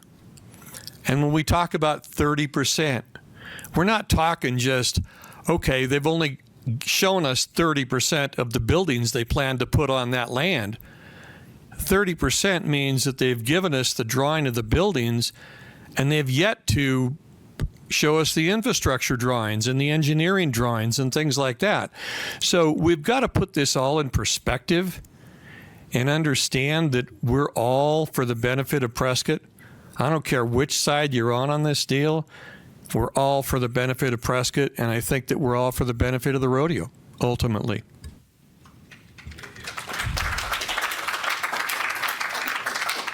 Well, I'll add to the fact that, you know, I've seen the original concept, 6 months or so ago, and then when we saw the presentation here in March, a lot of this is broad conceptual ideas, and I was the first one to say that we need more restrooms, we need an upgraded grandstand and seating, we need better first aid facilities, both for the contestants and even the animals, better staging facilities for the contestants and the animals, and better parking structure, improved traffic flow, and a legitimate traffic study. All those things need to be done just to be able to make our rodeo competitive, both for the attendees and the contestants. so that we can keep it in the city. I've had people claim that I wanted to move the rodeo out of the city. Never, ever said that. Never said that.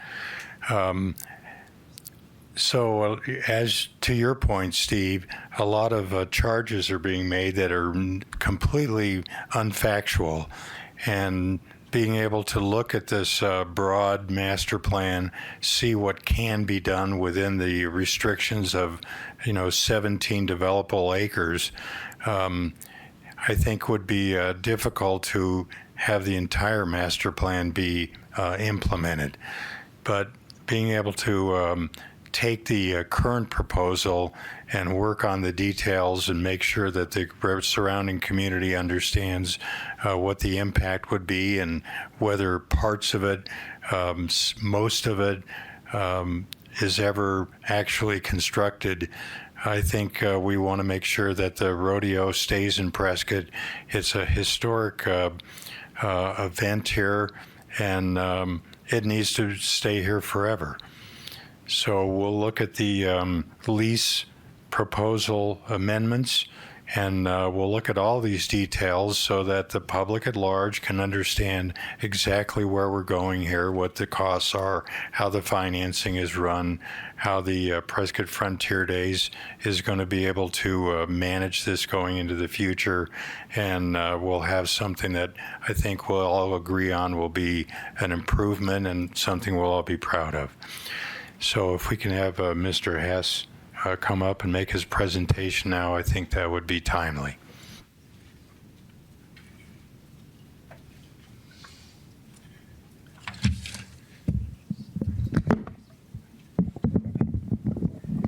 Not so good.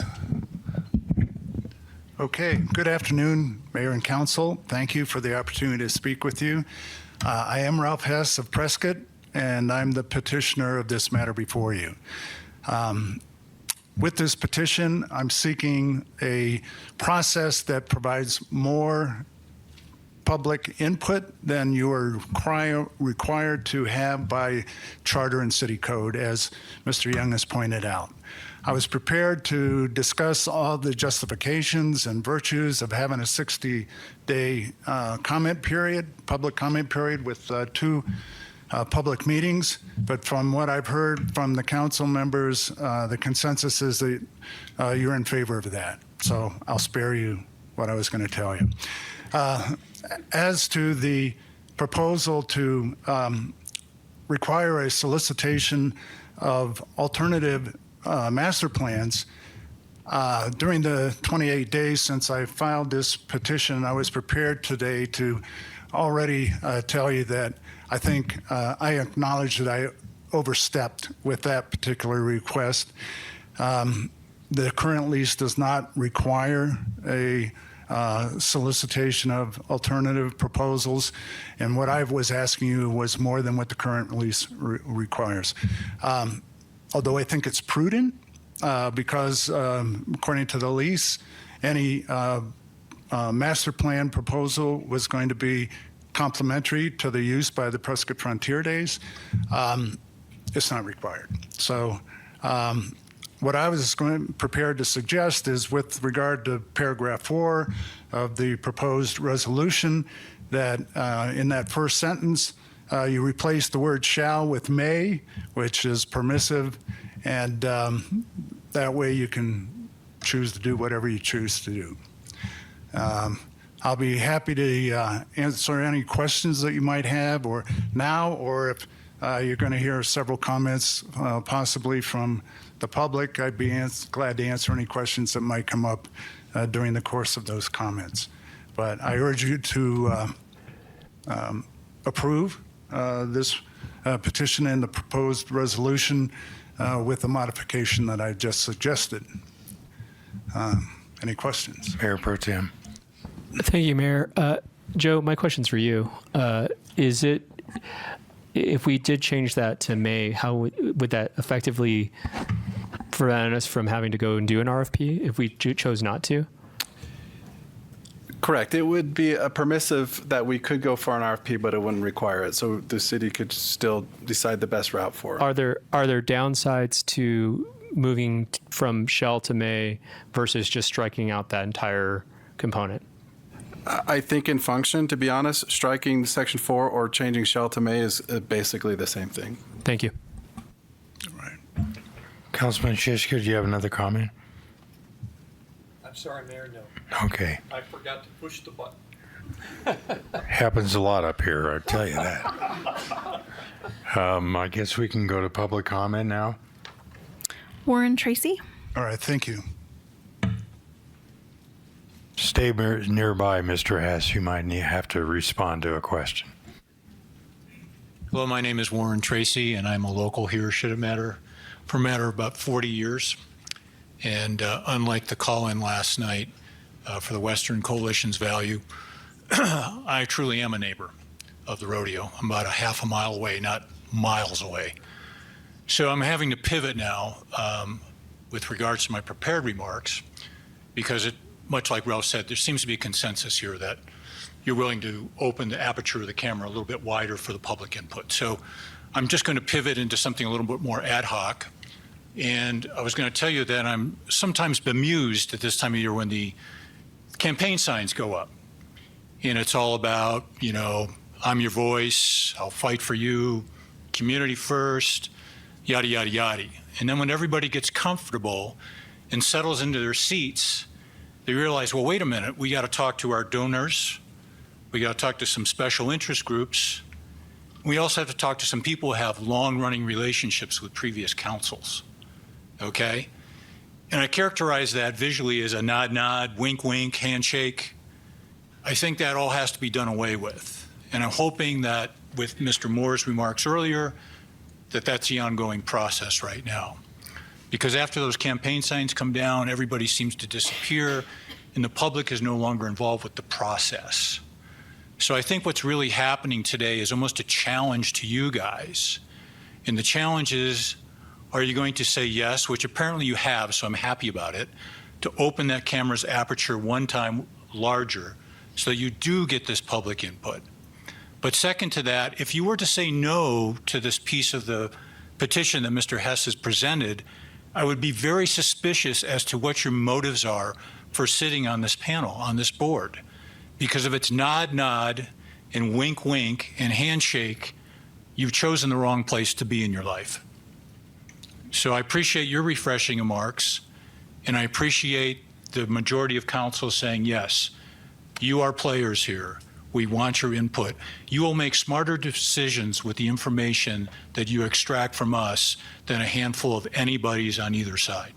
So thank you for your time. It's been a privilege to be up here today.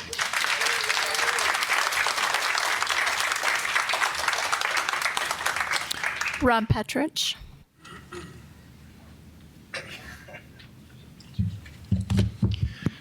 Mr. Mayor, members of the council, my name is Rob Petrich. I'm a resident of City of Prescott for most of my life. I live at 120 South Horizon Circle.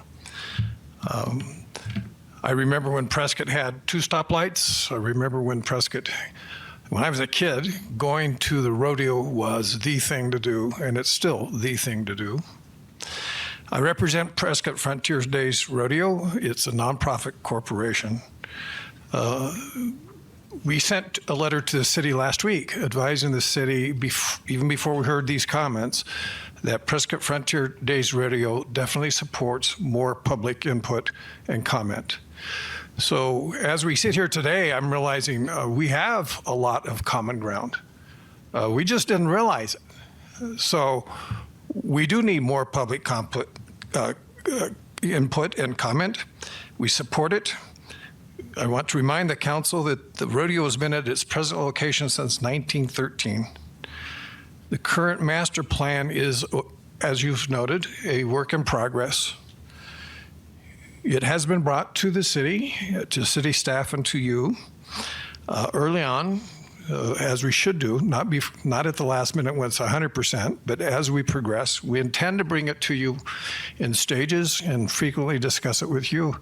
Mr. Mayor would like to meet with you and whoever you select for those discussions. We're in discussion with the city attorney. The lease already provides that the Prescott Frontier Days and the city will consult and work together regarding the master plan. We don't need yet a second master plan. You spent $24,000 on the current master plan, and you also contributed $12,250 towards an economic impact study. You don't need to waste that money and do it again. We all know the infrastructure at the rodeo is old and in need of improvement. I remember as a kid thinking, gee, I'm just a kid, but I know these grandstands are flaking and peeling and you can get splinters, and this is an old place. And fast forward today, it's still flaking and peeling and you can get splinters, and I think it's even the same porta potties. Does anybody like the porta potties? No. So it's time to update, to remodel, to bring current. The infrastructure includes water, sewer, electric, gas, drainage. All that needs to be improved. The buildings includes the seating, the bathrooms, the common areas, and the parking need to be improved. All these improvements are expensive. There have been incorrect presumptions regarding the master plan, as Councilman Shiska noted. We're not going to have a Prescott Valley Toyota Center on the rodeo grounds. That building seats 6,200 people. The multi-purpose pavilion that is proposed seats 500 people. So that's about 8% or 2/25 the size of the Prescott Valley Event Center. Nothing to get excited about. The Arizona legislature has voted to fund $15.3 million for improvements to the Prescott Rodeo. Every penny of that will be used to improve the rodeo grounds. It's your property. Each time an improvement is made, it becomes owned by you as soon as it's put on that property. It's necessary to update and modernize the rodeo grounds to be more current and consistent with rodeo standards that are applicable now in 2023. Not in 1913. The Prescott Rodeo has secured the services of the best consultant when it comes to rodeo and fairgrounds. Their name is Prefert Complex Designs. They're based in Texas, and that's what they specialize in, rodeos and fairgrounds. You're not going to find a better consultant for us to work with. Please conclude your remarks, Mr. Petrich. Thank you.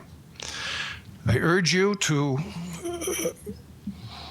proceed with that part of the petition that opens up public comment. I concur, and the Prescott Frontier Days Rodeo concurs, that a second master plan is not necessary. We will be coming back to you with work on the master plan as it progresses. We ask you to support the rodeo, and thank you for your service. Councilman Moore. Thank you, Mayor. Maybe it's a little premature to make this comment, but I do want to thank Mr. Tracy for his comments. And I want to say, as an elected official, I'm not running again. I'm not running now. I'm not running again. It's about integrity, and it's about what's doing right for the community. And I think I can say, as a fellow council member, that I'm proud of the people that I associate with. And I think that we're going to come together as a community, and we're going to create a wonderful product. Any other public comment? We do. Mayor Howard Mechanic.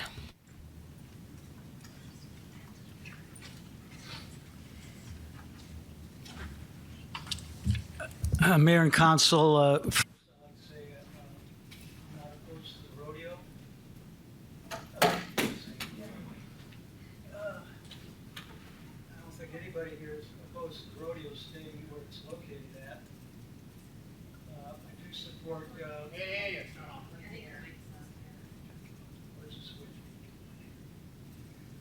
okay. I do support continuing to have the rodeo at its present location. As far as the procedure we're talking about, I support a 60-day period for public discussion. I don't believe there's any purpose to having an RFP at this time. I do have a suggestion, though, to amend the procedure. But when I say amend, I'm not suggesting that you vote on a specific amendment today, but I like you can consider that when you're considering the procedures in the future, which I'll go into. I support a lot of the improvements on the site. Who doesn't want bathrooms? There are other improvements that make a lot of sense.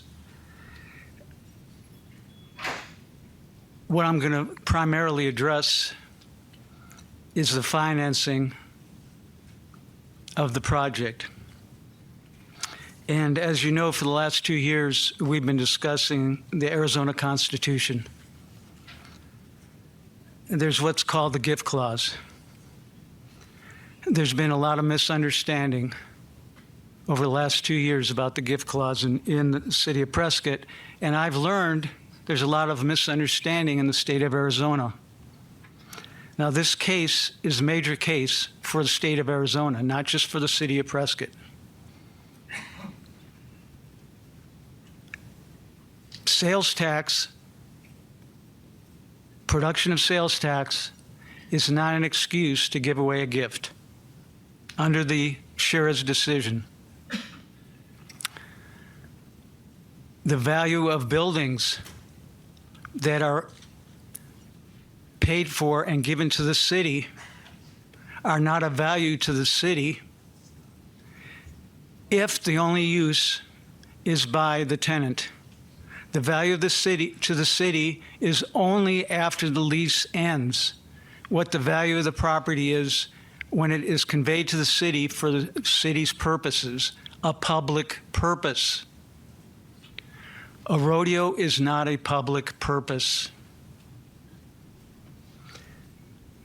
I don't think you want to get involved in a situation where the state gets rid of their headache over this gift clause, because that's what they have. Now, before the lawsuit was filed, there were discussions how to fix this appropriation. Mayor, I just think we're going a little bit off of the agenda item. Okay, let me address what I think the procedure should be in considering how to address this issue.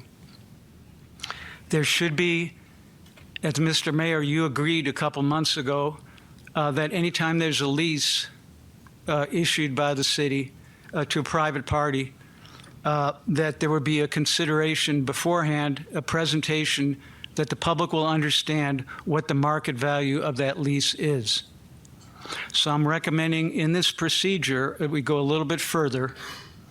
We determine what the value is of that lease, and that's determined by an independent appraiser. And also, the independent appraiser determines the value of any buildings that are paid for by the tenant that are given to the city, what the value is to the city at the end. Please and conclude your remarks. Also to understand that if the city owns those buildings, the rodeo has to pay for rent on those buildings that the city owns. Even though the payments may have been made by the Mr. the Mechanic, state. please conclude your remarks. Okay. That's basically my comment. Thank you. Thank you. Tom Rusing.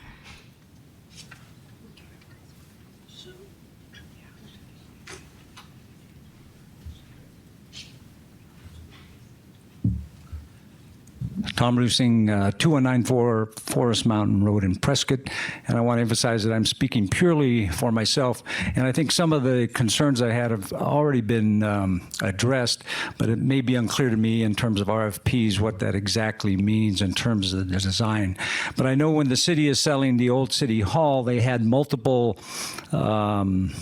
proposals by different groups as to how to best utilize that property.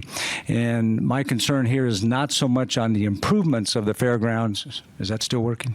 Improvements of the fairgrounds, but on additional enhancements. And I do think from what you said, it sounds like that may be revisited at each stage, but I'm not sure that the current design is necessarily the best use for the remaining part of the fairgrounds. And I would like to see potentially alternative concepts of what the citizens feel is the vision of that property. So whether that takes place in an RFP early on, or whether that's addressed in phase 2 or phase 3, I hope that that is addressed in the future, and that the current concept is not accepted in total. Thank you.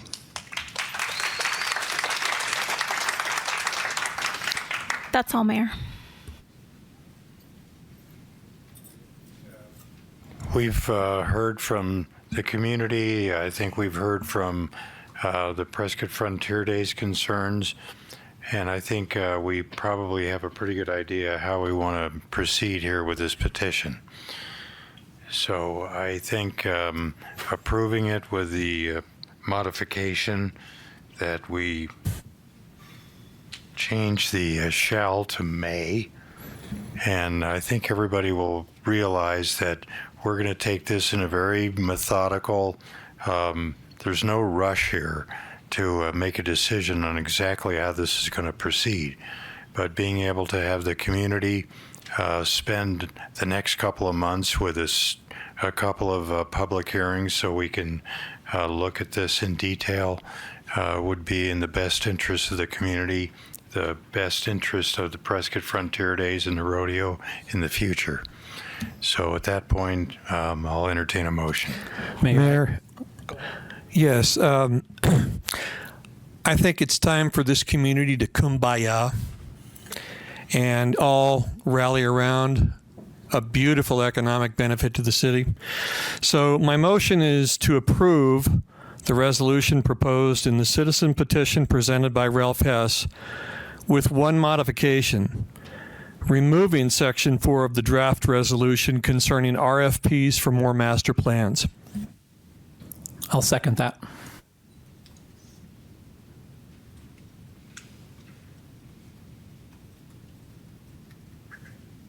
Further comment?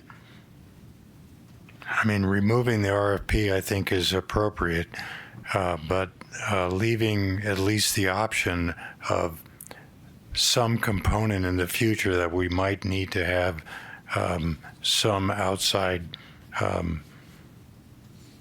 request for a proposal on it, I think is important. Mayor, Mayor, I would agree with you. If with the motion as presented, I don't think I'd rather. I understand from Joe's perspective that it's functionally the same, but I'm not in favor of giving us less structure to manage the process in this particular instance. That's my opinion.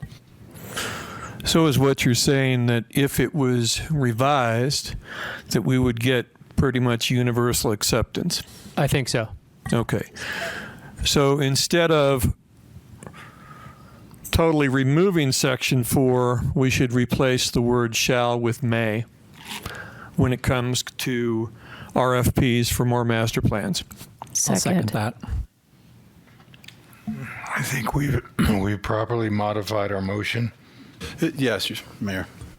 All right. At this point, I think we can vote on that modified proposal. Please vote.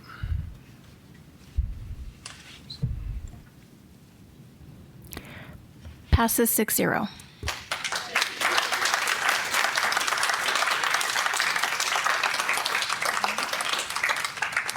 All right, I guess we're ready for petition number 2. All right, let's continue the fun. The next item was a petition, a second petition that was submitted by Marty Siegel, and that was at that same meeting on June 13th. However, this one is more specific to the process and how we move through the process by requiring any zoning-related amendment to the rodeo grounds to undergo a 60-day comment period with at least 3 public hearings. I do have George here. I have George Worley here. And I think what's important here is to get some clarification on what is a public hearing, meaning, or a public meeting. That's going to be an important aspect to this. And then also which parts of the process there's interest in bringing back and having a full-blown 60-day public hearing time frame. So I think I kind of like George to talk a little bit about what our current process is, where there are opportunities for public involvement, and then really kind of get into the nuts and bolts about how much, because this is administrative, how we administer this is how much more public involvement and at what points is that public involvement desired. Thank you, Mayor and Council. The city manager just reversed the order of my presentation, so hang on just a moment while we move through this. It's okay. This resolution is much more defined and specific, as mentioned by the city manager. It just applies to a process that involves a rezoning of the property or some type of an adoption of a site plan or master plan. The site plan or master plan are typically a requirement of any rezoning. So if a rezoning is proposed, you have to have a master plan, and you have to have either a site plan or something with enough detail for us to understand what will go there. The typical process involves initial submittal. It goes to the city staff. We do a thorough review of any application for rezoning for impacts on infrastructure, impacts on zoning, and conformance to our general plan. Following that, it goes to our Planning and Zoning Commission for review and consideration of the rezoning. That is always at a public hearing. So we always advertise the rezoning at Planning Commission as a public hearing. So public hearing number one. Once they have reviewed it and made a recommendation, it goes to the city council. And there are certain provisions in state statute that can trigger a requirement for a public hearing, though there's no proscription of one. Council could hold multiple public hearings on a rezoning request if you choose to. Once that's been acted on by city council, either with public hearings or through our typical process, which is one public hearing, there's a 30-day period where the item could be referred by the voters to the voters.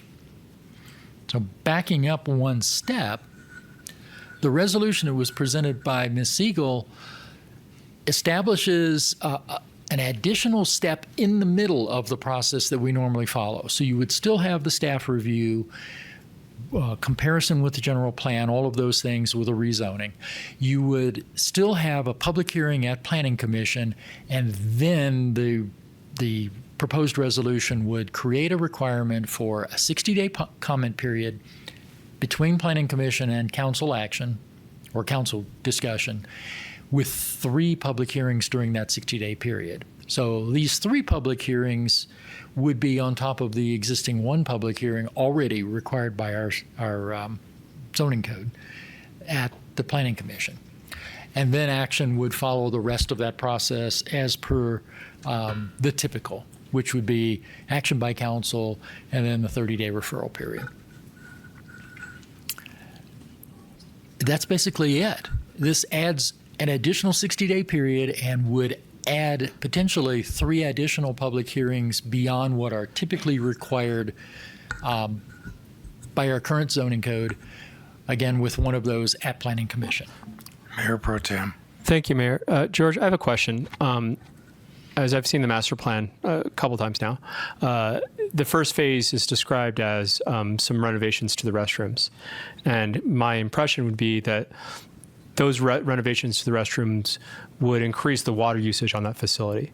And my understanding as the water policy works is that an increased usage of water on that facility would trigger a review of planning and zoning for that water request in conjunction, as well as a review by the Water Issues Subcommittee, which Councilmember Rusing and Councilmember Sishka and I sit on. And then the water approval actually comes before council as well.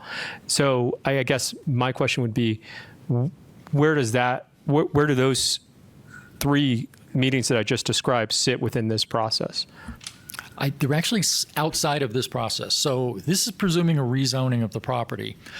or the submittal of a master plan that may be triggered by a water service agreement. That master plan process doesn't require a public hearing. It does require a public meeting at the Planning and Zoning Commission. So the difference is really in the way it's noticed. Public hearing, we mail notices out a certain distance to property owners nearby. We publish in the newspaper, and we post the property with a really pretty bright green sign usually. That process is typically called for in state statutes and in our land development code for a public hearing. All of our public meetings take public comment, but they're not advertised the same way. The site plan review by Planning Commission that's triggered by water is a review at the Planning Commission, but it's not a public hearing, and the notification process is different. And I appreciate the clarity on public meeting versus public hearing and that. But I guess what my question is with the existing, and I'm just talking again, just about the bathroom situation here alone, how many meetings, whether they're public or not, I guess, or public hearings or not, are we realistically looking at that as, again, as I understand from Prescott Frontier Days, the restroom, renovation is what they've kind of targeted as the first and seemingly least controversial element of this plan. How many meetings are we looking at in that context? I'll give you a second to do the math, George. It's actually pretty straightforward. So it's not a requirement of a rezoning process. So there would be a site plan review at Planning Commission, 1. There would be a review by the Water Issues Committee, 2. And if a requirement by the lease agreement requires council to approve it, that would be 3. Otherwise, it's just those 2. But doesn't the water have to get approved by council too? Correct. Okay, and assuming that it's over the administrative 1 acre feet requirement. So realistically, probably 3. 3. Okay. Councilmember Rusi. Thank you. George, as I understand, the current zoning is residential, so it's out of compliance with its current use anyway, right? If I may, real quick, just to kind of clarify this. So the city owns the property. The property is currently under a legal non-conforming use, meaning, yes, it's zoned for residential and it's high-density residential, but the current use of the facility as a rodeo is considered a legal non-conforming use. There's not a requirement to rezone the property. It could continue under this legal non-conforming use. So we don't have to have a rezoning process. Now, staff would like to consider that as a way to clean up, but that's not something the Prescott Frontier Days would typically be bringing forward. That would be something the city would initiate as a cleanup of the zoning. And that would have all these public hearings and requirements under our normal zoning process. So what I think we're trying to ascertain with the petition request was that there's a rezoning, but there's also as you mentioned, the water, will likely trigger the need for hearings on water, and then it will also likely trigger a site plan approval process. So there's a number of these things. A master plan process would typically come with a rezoning, not necessarily with just a site plan submittal. So there's a little bit of confusion as to what's wanted. What I understand, my gut about what I understand the petition's about is that at the appropriate points, they want to have some input in, if you've got a site plan, say you're bringing forward, and it's gone through the water policy and it's come to the city as a site plan, they want 60 days and 3 hearings, and what we call them public hearings, or they public meetings. That's a key piece too, to review the site plan, to review what's in there. So those are some things that I just think we need to kind of get clarity on, and that might be something the applicant or the one who put the petition forward could answer for us. Yeah, Thank you, Katie. I see this particular petition as overlapping the previous one in a lot of respects. I really doubt whether adding an additional restroom is going to trigger a public review of the Water Issue Subcommittee. It's more likely this will be administrative for less than 1 acre foot. I think you would have to agree with that, wouldn't you, George? It could be close depending on how large this facility is. How many stalls? Yes. 64. Well, I think who it's knows? proposing a 64 stall. So Could be. could be. It could, and certainly the lines that come in with the civil could trigger. The lines are going to need to be sized to support the new restroom facilities, the new uses, all those things, and depending on what that is, that could also trigger, because then you have capacity within the lines for a certain amount. I think it really comes down to the public's ability to see how each one of these steps proceeds. Because let's face it, the Water Issues Subcommittee and the Planning and Zoning Commission meet in the morning. And if we've got people that work and have jobs and want to be aware of how this thing is proceeding, having an additional meeting maybe in the evening as the recommendations come from these two committees would be appropriate for good transparency. So I think if we just focus on any rezoning or other recommendations that come out of planning and zoning, that they could be included with a review of any water allocation for a separate public meeting, maybe in the evening, where other people or residents who are concerned about this would have an opportunity to attend and be able to be aware of how these components of this proceed.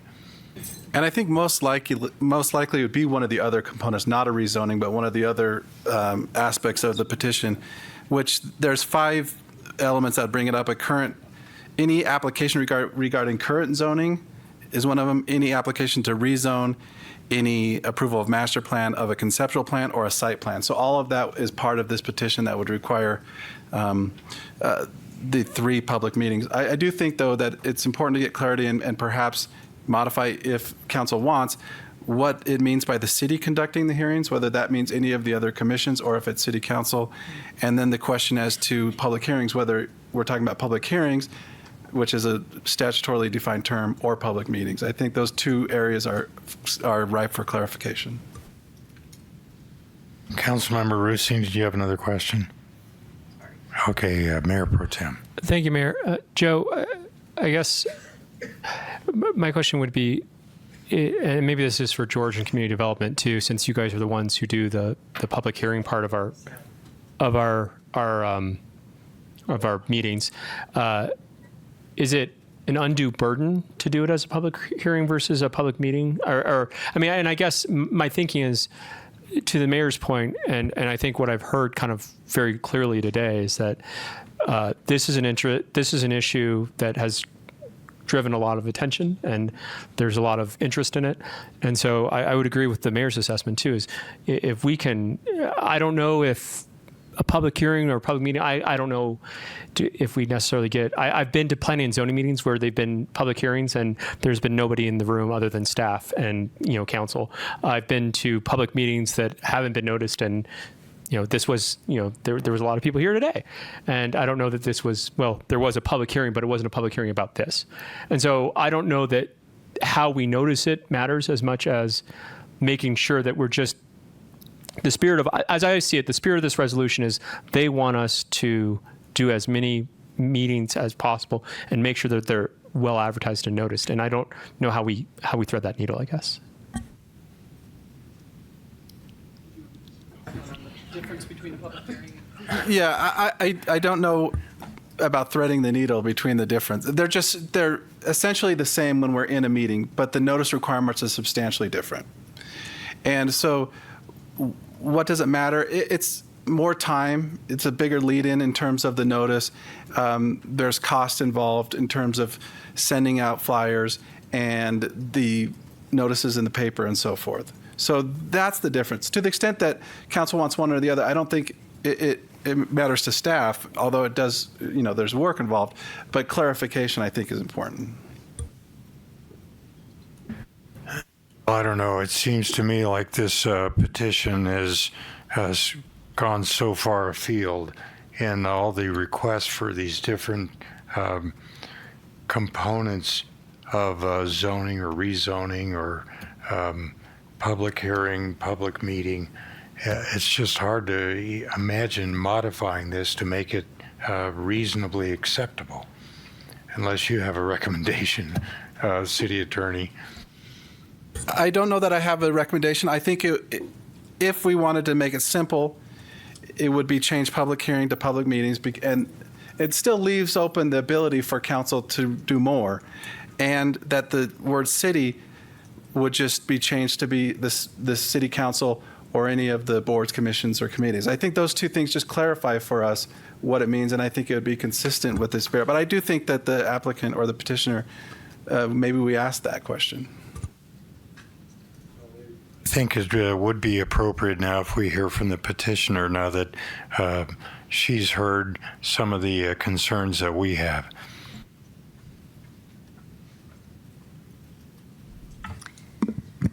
Hi, I am Deb Thalassides. I am subbing for Marty Siegel, who couldn't be here today. I am the co-signer on the petition. So your questions are valid, and let's go back 30 days. We didn't know what the process was going to be. We didn't know what was going to come before you first. The document that we've seen that PFD has presented does not meet the requirements in your land development code of either a conceptual plan or a master plan. And we're aware that the zoning on the property has some issues, not just with regards to PFD, but with another parcel that's contiguous to that property. So we did kind of throw the kitchen sink at this. What our intention is that we at least receive what we're legally entitled to receive under Arizona statute, and Joe, you can advise them on this, 9-462-04D, which requires a public hearing, at least on the zoning piece, before City Council if requested. So I want to make it clear on the record that we are requesting that one public hearing. That's in statute. I don't know that you need to pass a resolution to do that. But there has been so much confusion around this. There's been a lack of public notice, which is what we're trying to correct. There were apparently 2 meetings held in April that nobody knew about. There was a meeting in May that a few people found out about.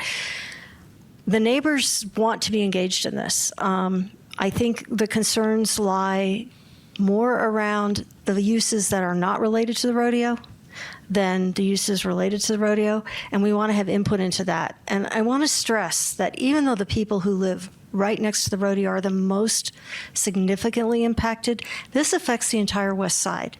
And so if 3 meetings, whether they're public hearings or they're public meetings, is too much, we're talking about half of Prescott. We're talking about the entire west side that's been, most of it's been built out with the exception of Hassayampa since the 1960s. So this is going to be a significant change, and we want to be a part of the discussion.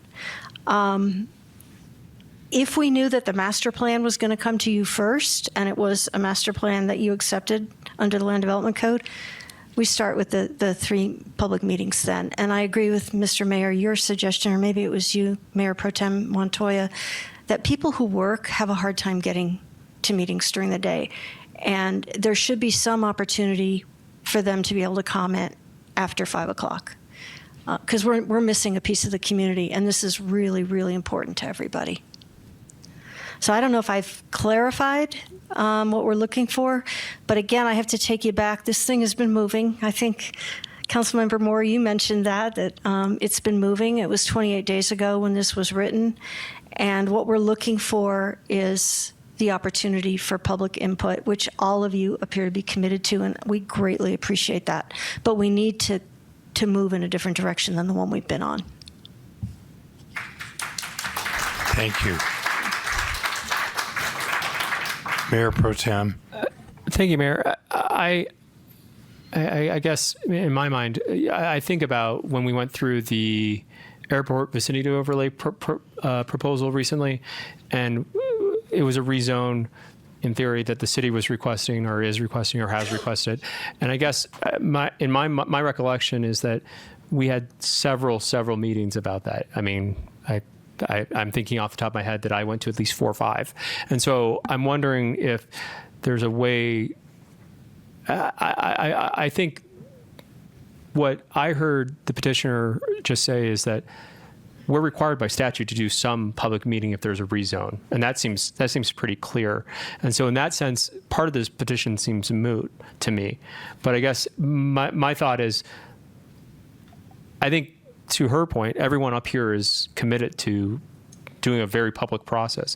And I wonder if there's not some sort of modification we can do that doesn't create the burden of doing public hearings, but commits maybe to doing something similar to the last resolution that we adopted. I don't, and I'm no wordsmith with it, so I'm looking at staff to help me out here. Councilman Shishka. Thank you, Mayor.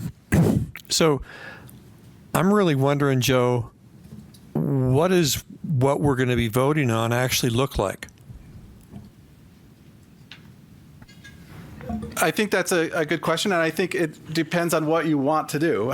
I can come up with the language, but I don't know what council wants. I think that to the extent, for example, it could be something totally different, where instead of approving public hearings and so forth, it could be at least one community meeting in the evening, if that's what council's looking for. I've heard a few different things.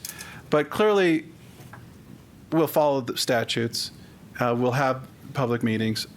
So maybe if council wants something different from statutes and the requirements, it would be something totally different, or shelve this for a different time.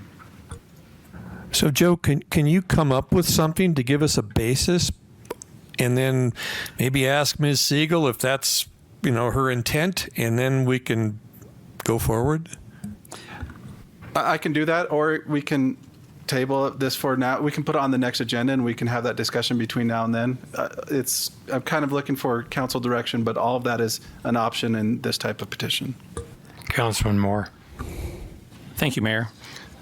I think I was at the same point as Councilman Shiska. I believe that Section 1 of this resolution is appropriate, and I believe that Section 2 is appropriate. I have no problem agreeing to Sections 1 and 2. I think where it gets muddied is Section 3, because it rolls into Section 3 numerous trigger points.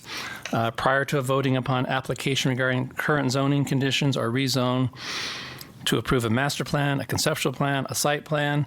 I mean, it's like we're putting several things into one section. It would be better if these were broken out into separate sections and trying to roll several items into one section. It would be better for clarification. I think if we just did Sections 1 and 2 today, we'd probably be sufficient. Mayor, I certainly would like possibly to make a recommendation on this. I think what's important for you is to have a staff recommendation as to how we would do this. I think that would help with this. I like Joe's idea of being able to come back with a staff recommendation after we've had a chance to talk about it. I will say, under no circumstances would I agree that we have the authority under our existing code to add as many meetings needed to have an issue heard to the level that it needs to be heard before we bring it to council for approval. I think that I've heard from the rodeo folks and Prescott Frontier Days, and I've heard from the community that what's really important is that if we go forward with the rezoning, and we can do that concurrently with a master plan being finalized and a potentially a phase 1 and phase 2 kind of concept plan for the rodeo, and make that part of the rezoning, we could certainly do that, and that would allow us to have multiple public meetings. I do like the idea of it being a public meeting rather than a public hearing, only because I'm understanding that that's the minimum that the citizens want, is to be able to have a notice of a place, a time, and an agenda of what's going to be discussed and all of that, and know that they're going to be there. So I think that we can accomplish that outside of having to come and hold a public hearing meeting, bringing all the council here, noticing through an agenda and all of that. We can accomplish those. So I would like an opportunity, if I can, to bring back a recommendation to council at the next council meeting. That would be my recommendation today. Go ahead, Deb. Yeah, on behalf of the petitioners, we agree with your proposal, Ms. Gregory, and we would certainly be accepting of any kind of concurrent consideration, like if a master plan and it comes back with a zoning change. We're comfortable with going from a public hearing to a public meeting. We're just concerned about noticing, and we can work with you on how to make that effective. Yeah, so we agree with coming back with some better language that will work. Yeah, I think we need to kind of review this, because I think the intent of the council is pretty clear here, that we want to be able to make sure the community at large understands how this each one of these kind of important components proceeds but also with an opportunity to have the people that are going to be impacted be able to come to a meeting other than on a Thursday morning or a Friday morning or a Tuesday morning, during an evening where if they're working or they have other obligations, they're able to come and monitor how this thing is proceeding. So I think if we can work on that and bring it back for a vote. Right now, I don't think making the sausage here on the dais is a good idea. So Thank I you think so much, Mr. Mayor. And I'd like to propose that we postpone Mayor. decision on this petition. I'm sorry to interrupt you. You do have public comment. I don't know if you want to Oh, take that okay. before doing anything further. Yeah, let's go ahead and listen to anybody who wants to bring up their ideas. Thank you. So the first card I have is from Earl. And Earl, I'm sorry, I'm not sure how to pronounce your last name. That's okay. I get that a lot. So, so I came here with this big old speech, and then after listening to what you all had done and the way you're listening to it, I was very happy to hear the direction the council's going. And my name is Earl Duque. I'm the co-owner. My wife there, Delisa, we own the property of 530 Fairgrounds, right across from the rodeo. And every day we're there every day, and we see what's going on, and we experience the rodeo, and there's. At times, there was the carriage would come through with some of the other events, and that was fantastic to be part of that. We'd like to see that continue, and also looking forward to working with Don and the guys to talk about what's going on. And then I think it's important that what you're talking about, having these meetings in the evening time. I still have a day job, so I still have to work during the day. To be able to come to you and come to the community and say, this is what we've been working out. And I'm looking forward to working with you all on that.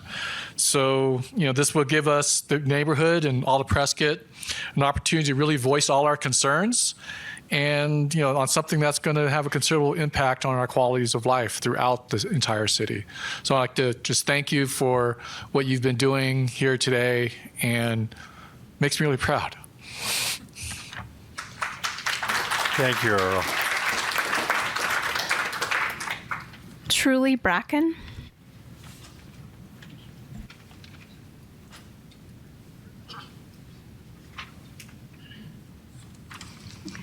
Hi, I'm Truly Bracken, and I live at 1843 Idlewild Hill.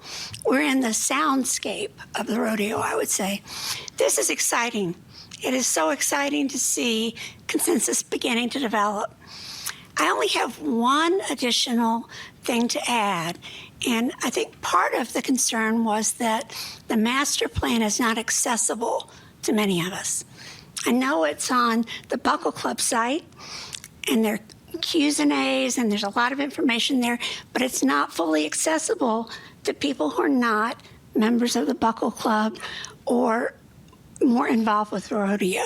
So somehow, either through the city or the rodeo, it would be good if that master plan were made more available. I've seen a big bundle of information. I've never had a chance to go through it. But I think that there's not any significant disagreement between the neighbors and the rodeo about the continuation and the importance of the rodeo to this city and to us as neighbors. It's just a matter of trying to accommodate interests as the process goes forward. And if it's going to be a gradual process, then we don't have to worry so much about exactly what's in a conceptual master plan. I'm very grateful to see the response of the council and to hear the response of the rodeo here today. And I'd been at one of the previous public meetings that the rodeo had had, which didn't go as well, I'm sure, as they liked or as well as we liked. And I know we can do better. Thank you. Thank you, Trudy. Yeah, I think with the expectation that this whole process is going to play out over a number of years, quite frankly, that having a link on the city website just to update people on the conditions of the rodeo, the master plans, all the steps being taken would be very helpful for the community at large to know how this process is proceeding. Tana Karen.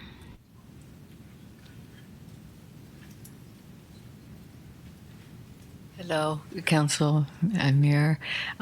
Thank you. I'm really appreciative of your transparency and your interest in the public interest, being real, servants. And much of what I was going to talk about has already been talked about by others, so I'll try and skip that. One of the things I'm wondering about is we have concerns about traffic because every time there's a rodeo, it might take 2 hours to get through to go to Fry's or to go to CV to get, there's a lot of old residents in the area to get their prescriptions, which they didn't realize they had run out of. That kind of thing. So I'd like to know where that comes in the process of all that, and to have public input into that, because that's a huge thing. And then also I totally want the remodel. Totally. I think that's a fabulous idea because the rodeo is really important. It needs all those things, the bathrooms, the stands, the seating, better parking. Another thing that it needs is, I live a mile away, but I've talked to a lot of people who live in different directions, who live 3 miles away, and they can hear the rodeo really clearly. They can't hear every word like I can hear, and they can't sing along with the songs, which I don't usually do because they're snippets, and so it's no fun. And it's, I have to close all my double-paned windows and doors and put in earplugs or put on a movie or some music not to hear it. So I would really, really love, and a lot of people I talk to in our neighborhood on the west side really would like noise abatement. Somehow a sound system that is contained so that it's not interrupting the rest of our days if it's not the night we're going to the rodeo. So those two things are very, very important for me. And the other thing too is, with this master plan, if we do have, a hotel and a convention center and all of that, I've been to about 50 conventions of different types over my life. Every single one of them has lots of drinking. And people come in and out to convention center at all hours, and at night is when you start to have your parties.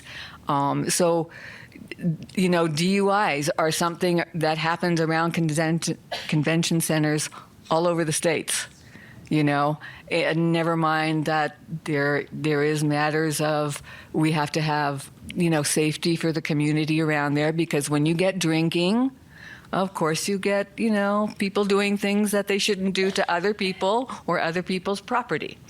I don't want to use nasty words here, but we do need to look at that, take that into consideration, so that we make sure that the residents stay safe. And another thing that's sort of a joke when you go to conventions is everybody tells stories about how they got lost and turned in the totally, different direction that they were supposed to go and ended up in some, in convention centers are usually, far away from residential areas, residential zoned areas. So that means that they would be coming into, Parr and Dotary and Oregon and, all these little streets which don't have sidewalks, are narrower than would be in today's world allowed to be built. And we all walk on them. We ride our bikes on them. We run on them. The children have their scooters. Getting a little off topic here, Tara. Free for all, So especially if you when it can- snows. So if those things could be addressed, I'd appreciate it. Thank you. Thank you, Karen. Rob Petrich. Representative Steve Pierce had to leave and asked me if I could file the petitions that he referred to, 6,000 signed petitions. May I do so now before my remarks, Mr. Mayor? Any reason I can't file these petitions? You can do so now to the clerk.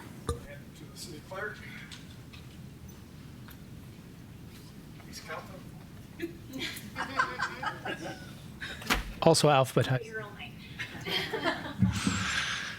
Mr. Mayor, members of the council, I'm still Rob Petrich, and I still live in the city of Prescott.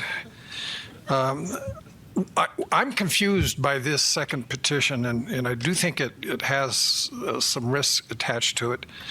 And I think even the petitioner said that it's been 28 days and things have changed, and he seems satisfied with the idea that there will be a public comment period that we've already agreed to. But the petition itself asks for things that really go beyond your zoning code and beyond state statute when it asks for public hearings in addition to what the statutes already provide. So I agree with the city manager that really the remedy is this council can have as many city council meetings it wants. And maybe the petitioner doesn't understand the difference between a public hearing of the city council and a public hearing for the public to come and speak. Two different things. I want to be sure that whatever you do, that you do not set a different standard for the rodeo than you set for anybody else coming to you with a zoning change request or site plan review. It needs to be the same. Do not discriminate as against the rodeo. Follow the state statute. And I think that means that most of this petition is not appropriate. Yes, the public comment is agreed to. Additional public hearing, I think, goes beyond the scope of the statute in your own zoning code. So unless you're prepared to change your zoning code and petition the legislature to change the statute, I think you follow the statute and provide the public hearings provided by statute. Have your public meetings as of the council as you see fit.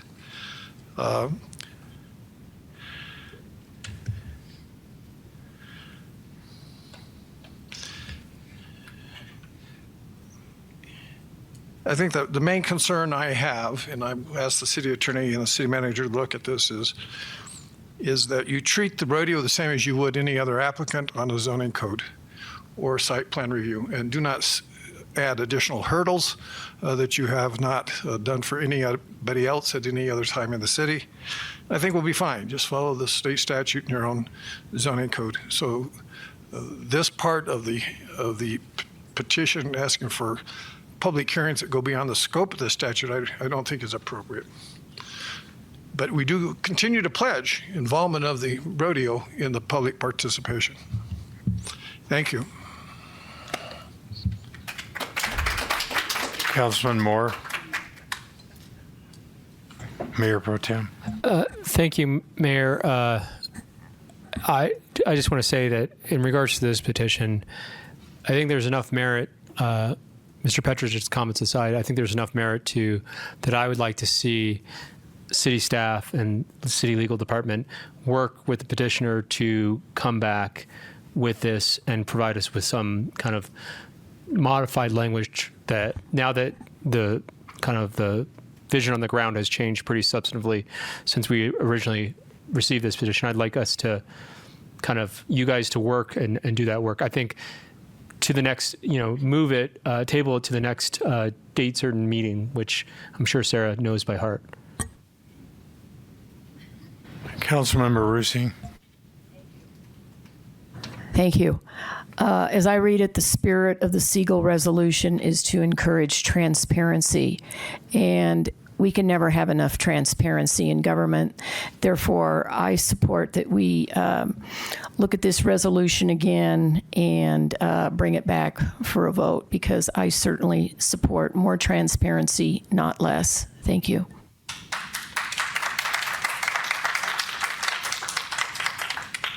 You've got one more public comment card, Mayor, from Ralph Hess.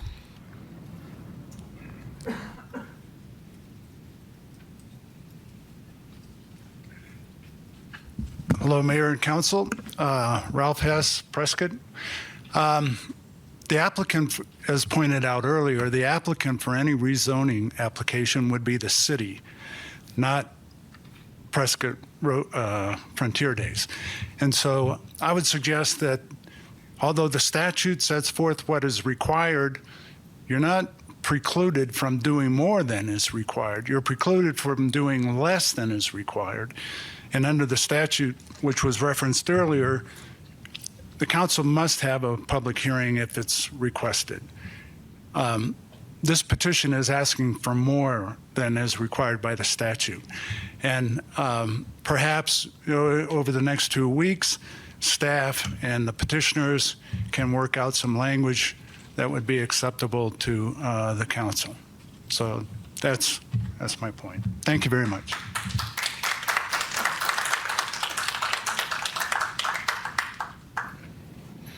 So I think we have a pretty good direction here. So I think, Mayor, there still needs to be a motion to set it for that next date. But other than that, the direction is clear. So moved. Second. okay, we have a motion and a second. Any other discussion? Please vote.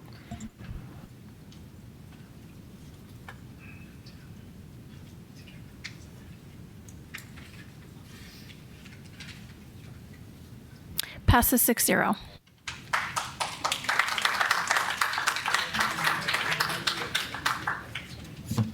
All right, we're going to move on to regular agenda item 10C now, talking about the wellfield contract. So That's right. if you guys are still awake, you can stay and listen to this. We're going to power through here. Mayor and Council, as you know, the Big Chino Water Ranch is an important project that's ensuring our long-term water resources and assured water supply for both Prescott and Prescott Valley. And we have an agreement with Prescott Valley on this. While we've completed certain portions of it, kind of at the beginning and the end, there are some additional portions that we need to complete, and it's necessary for us to update the feasibility and the cost estimates of the remaining portions. So I have Brian Ruiz here instead of Gwen. To talk a little bit about these two contracts. Good afternoon, Council and Mayor. I'm Brian Reese with the City of Prescott Public Works, and yes, I am here today to discuss a presentation for a proposal to update the cost estimates for the Big Chino Water Ranch project. So let me make sure this is working first here. Very good. Okay. So the Big Chino Water Ranch project provided the infrastructure to bring water from the Big Chino Water Ranch area to the city of Prescott and to the city and to the town of Prescott Valley. The history of the Big Chino Water Ranch is very interesting. It's very complex, and it goes back many decades. We'll start off today in 2004 when the city of Prescott, in partnership with the town of Prescott Valley, purchased a portion of the JWK Ranch in order to create the area that's now known as the Big Chino Water Ranch. In 2005, Southwest Groundwater Consultants completed a comprehensive study of the area, which included the Big Chino Water Ranch and the upper Big Chino subbasin to study the hydrogeology and the water resources within the area. That study was used as a basis for the design of the infrastructure, which was completed for the wellfield area, prepared by Civil Tech Engineering, and for the pipeline delivery system, which was prepared by Black & Veatch. That infrastructure was completed to a 90% design level, and those designs were completed between the years of 2007 and 2010. So with that, referring to the slide presentation up here, I just wanted to go over the main infrastructure components of the Big Chino water delivery system. Up at the top of the screen is shown as in the red hatched area is the Big Chino Water Ranch area that was purchased. The first segment of red dash line represents approximately 23 miles of 36-inch gravity transmission line, bringing that water down into the, and I should say that Big Chino Water Ranch area, that's where our well fields and reservoirs needed to extract the water from the ground are located. Then over to approximately 23 miles of gravity-fed 36-inch transmission main, taking it down to Highway 89, right in the Paulden area, where there is was a proposed pump station along 89. This pump station, the water leaves the pump station and goes for approximately 7 miles in a 30-inch pressurized transmission main that goes to the Chino Valley Water Production Facility. And the Chino Valley Water Production Facility had improvements Brian, associated sorry with to this interrupt project. you, but I think that the Highway 89 pump station is a proposal. It hasn't been built. I'm sorry, Mayor, can you say that again? I'm sorry, I didn't hear you. That pump station is a proposal, right? Yes, it's not built. It is not existing at this time, and it was proposed. It would be with them. necessary should the Big Chino Water Ranch pipeline be actually built. Yes, it would be, and the next slide, it will make that abundantly clear. That facility would be built with this project, along with Chino Valley Water Production Facility improvements at the existing Chino Valley Water Production Facility. From that facility, an additional 15 miles of 24-inch pressurized pipeline would transfer Prescott Valley's portion of the water to their existing infrastructure. And then from that point, existing pipelines would take the water to a newly proposed intermediate pump station improvements that would then transfer that water to existing facilities in the Prescott system. So the two asterisks is for the Chino Valley Water Production Facility and the intermediate pump station are because both of those facilities are currently under construction. So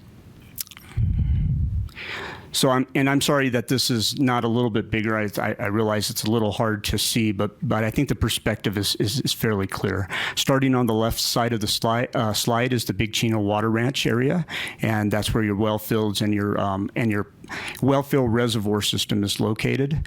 From there, that 36-inch line is gravity fed down to the 89 pump station, which is shown there.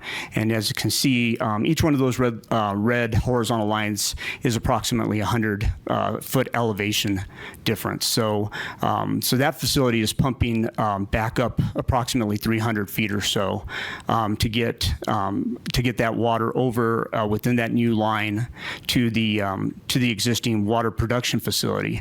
Then the water production facility was enhanced in order to account for that new water system, and that's where that water is split. And you can see the blue line as you're going across the screen. Taking the water over to Prescott Valley to their facilities, and then the dashed existing blue lines represent coming out of the water production facility. The water now heading over to the new intermediate pump station, which is kind of just above it. You can see 300 or 400 feet above it, and then from that facility, existing lines will take it back into the existing Prescott City infrastructure. So that's kind of the system in a nutshell that we're looking at. This slide here kind of shows the Big Chino Water Ranch area and kind of a schematic layout of the 11 proposed well fields that are within that area that were designed by Civil Tech. So I wanted to talk a little bit about those facilities that are currently under construction, starting off with the Chino Valley Water Production Facility. This is a kind of an animated 3D model representing the facilities that were there. It incorporated new pipelines, valving, pump station, metering facilities, and treatment facilities, all required to take that water in, split it between the two various pipe components coming out of it. And that facility has been under construction. Over 90% constructed is my understanding at this point in time, probably substantially completed by the end of this year. The intermediate pump station, this is a plan view of it, associated pipelines and the pump station building. You see the two reservoirs solid, and then the third reservoir to the top is dashed. That's a future reservoir that could accommodate future expansion requirements, but the two reservoirs are under construction as of today. Here's a photo. This photo is about 4 or 5 months old now, so there's probably been even more improvements since it was taken. But you can see the large tanks that are being constructed, and the pump station is well underway too. So the Mayor Pro Tem, you had a question. Yeah, Brian, sorry, I may be jumping ahead of you here a little bit, but is there, my understanding, of the Big Chino Water Ranch is that there's a stake that Prescott has in it, and there's a stake that the town of Prescott Valley has in it. And is my assumption from looking at the materials that we are shouldering the entire cost of this, or is there a share that representative of Prescott Valley? Yes. And can you just speak to that? So yeah, definitely. There is a cost sharing agreement in place for all costs associated with the project based on the proportionary, which is, I believe, 54-46%, basically. We've already been in contact with representatives at the town of Prescott Valley to let them know that we were coming forward with this presentation, gave them copies of the proposal so that they could review it, and they acknowledged and agreed with the ability. So just to clarify then, so the $20,649, that's the total cost, or is that the cost that we're paying? This is the total cost. Everything in the presentation and the presentation materials represents the total cost. Thank you. I appreciate that clarity. No problem. Okay. So in around 2010, the Big Chino Water Ranch project went on hold. As we can see, a couple of segments of it were extracted from the original documents and moved forward for the immediate needs of the city. The intermediate pump station is provides a couple of really critical goals for us. It provides water to Zone 0, which is the heart of our water system, and it also does, as you can see with the splitting of the elevation between the Chino Valley Water Production Facility and the final elevation of the infrastructure that's in Prescott, it splits those zones in half. So literally, it reduces pressures on our lines by about half, which is extremely important in keeping our infrastructure maintained and functioning correctly. So. Moving forward, we approached Civil Tech Engineering and Black & Veatch about updating the cost of this infrastructure for us. Civil Tech Engineering was the original preparer of the well-filled design. Their scoping includes review of all the previous design reports and data collection necessary in order for them to evaluate that infrastructure, and then look at the wells, transmission line, reservoirs, and treatment facilities, and bring them up to speed with 2023 cost, specifications, design standards, technologies, and as needed in order to adjust the cost to provide us with a good number. Contract amount negotiated was not to exceed $20,649. And then Black & Veatch's portion is for the rest of the system, the delivery system, all the way from the well field all the way into the existing system. Approximately 28 miles of pipeline. Earlier I said 30 miles of pipeline. the 28, a lot of these exhibits were taken from the preliminary aspects of the projects because they're good exhibits that showed overall. And 28 miles is probably more representative of the actual pipeline length distance over the 30. But regardless, evaluation of all that pipeline that is being proposed, access, all-weather access along the pipeline alignment, the pump station along 89, and incorporate the currently constructed portions of the Chino Valley water production facility and the intermediate pump station. Also included in Black and Veatch scope is an evaluation of the alignment of the pipeline from the Big Chino Water Ranch area to 89, the Highway 89, and ensuring that it's still the most appropriate alignment, given that in the years preceding there may have been right-of-way acquisitions that may provide benefit of reduction of pipe, or if not reduction of pipe length, at least reduction in cost associated with obtaining additional right-of-way or easement for the pipeline.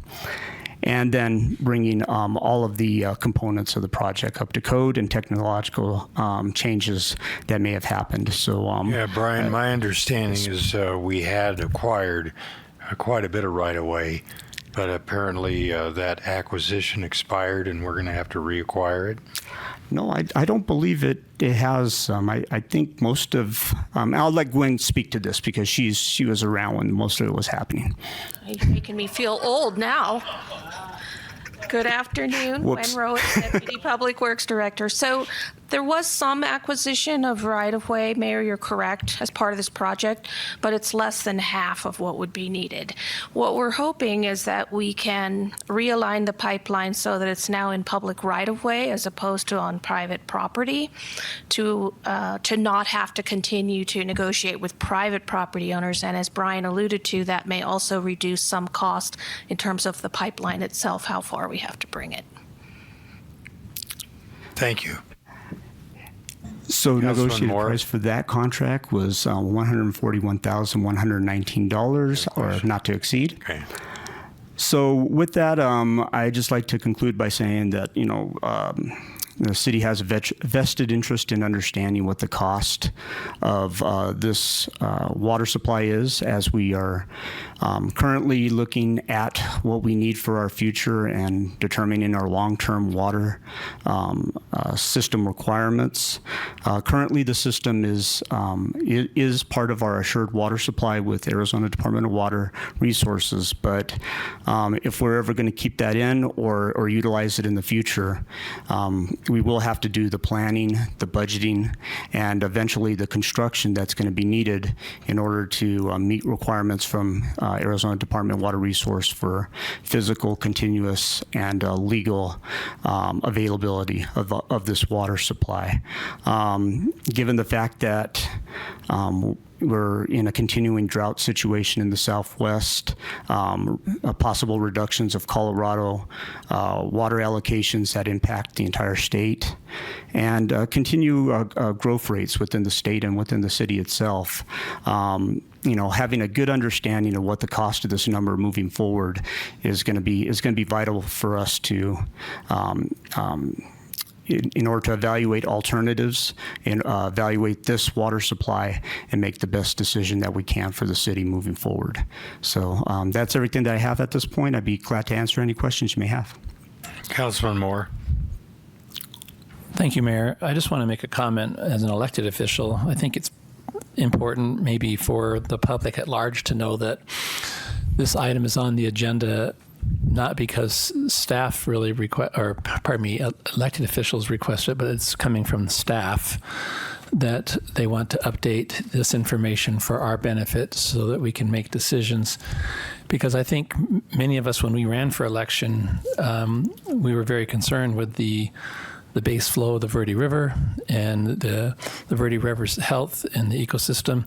And I know that we have a legal right to this water, but I don't know that it's our political will to access this water at this time. But we also have an understanding that if we don't access this water, we'll lose our right to this water. So it's a very difficult situation that the city's in.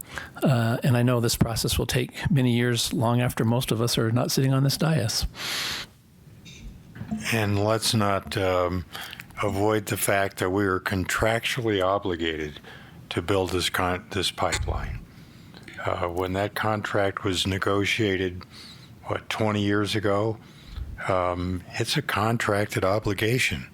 So over the period of that 20-some years, we've invested millions of dollars in well measurements so that we can assure the SRP that the flow of the Verde River is not going to be impacted. And if it is, then we have to come up with mitigation measures to make sure that that flow continues to be a perennial flow.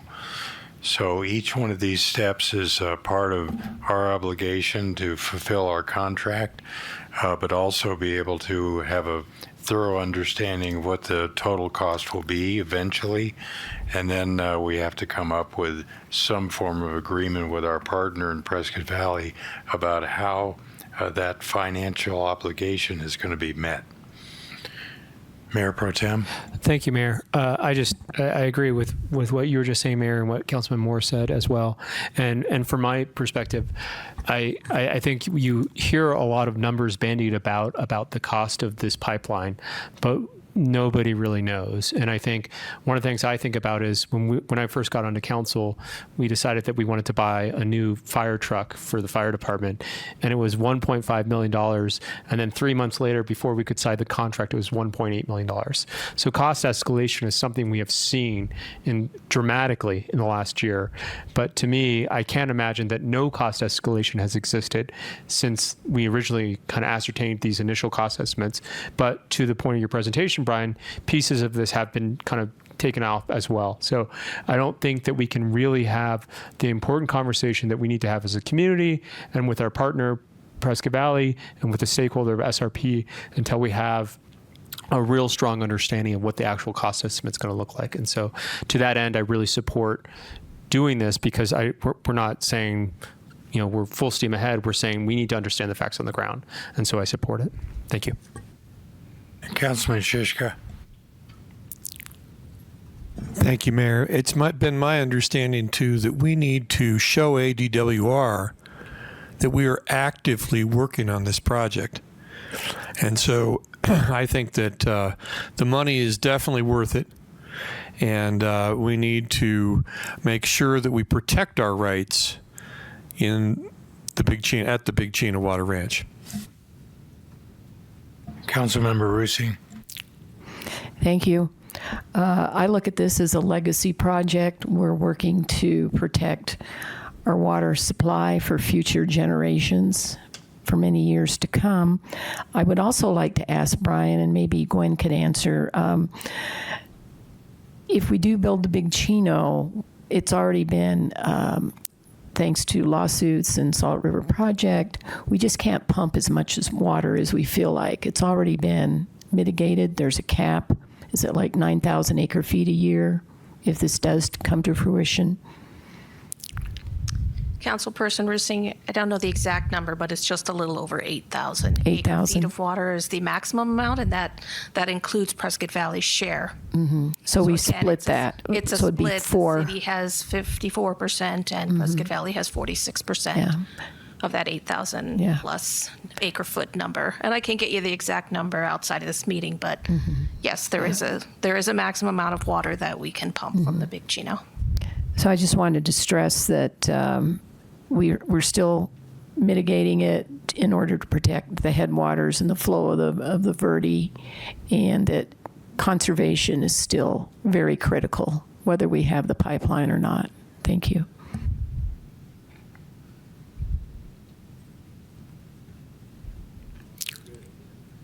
Any other questions or comments, concerns? Do you have any public comment? We do, Mayor. Howard McKinnick.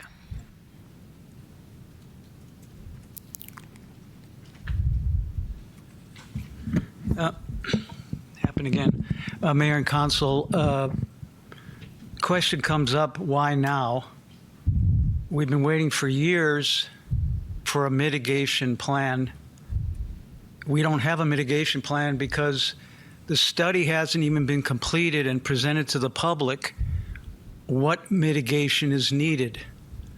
This study supposedly is going to come up with the cost to build a pipeline. What about the costs for mitigation? Those are major, major costs. They could be a large percentage of these costs. So we won't have an idea of that. So why rush into it? My question is, when are we going to get that information? How many years has this been going on? Hydrologists have studied this issue over and over again.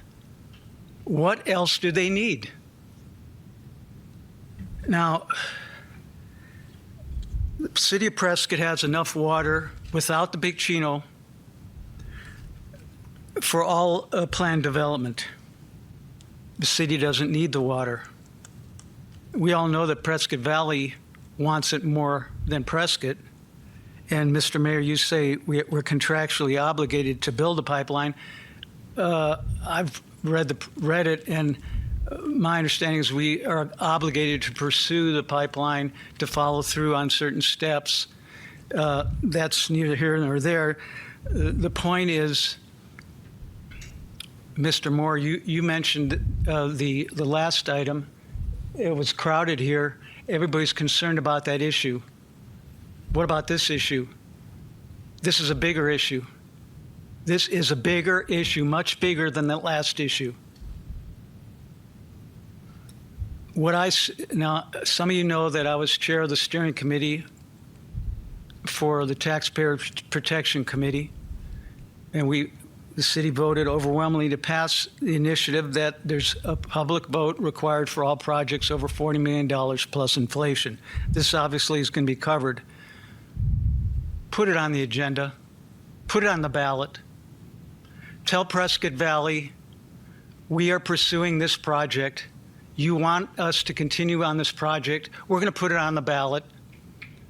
We're doing the best we can to move this forward. If the public defeats it, we'll go back to the drawing board for you. If you want us to keep working on it, we'll go back to the drawing board. We'll work on it for a couple more years. We'll go and put it back on the public's ballot. If that doesn't get Prescott Valley to go away, then I don't know what will. It seems like that's the idea here behind this. Although there has been mention that this is an insurance policy for the city of Prescott. What does that mean, insurance policy? Guarantee our water supply? What that means is we're going to destroy our aquifer, and the only way out after destroying our aquifer is destroy another place. That's what the insurance policy means. We're ensuring a water supply for the population here by destroying our aquifer and going somewhere else. So I don't think we're going to lose the right. We may lose the allocation from ADWR as far as in our water portfolio, but there is state legislation that was passed that allows the city of Prescott to import water from the Big Chino. It has not gone away. ADWR is not making it go away. If this specific project goes away, that law is still in effect. In the future, if Prescott, and not Prescott Valley, it only says Prescott, if this project goes away, the city of Prescott still has the right to import water from the Big Chino. Thank you. Tom Sands.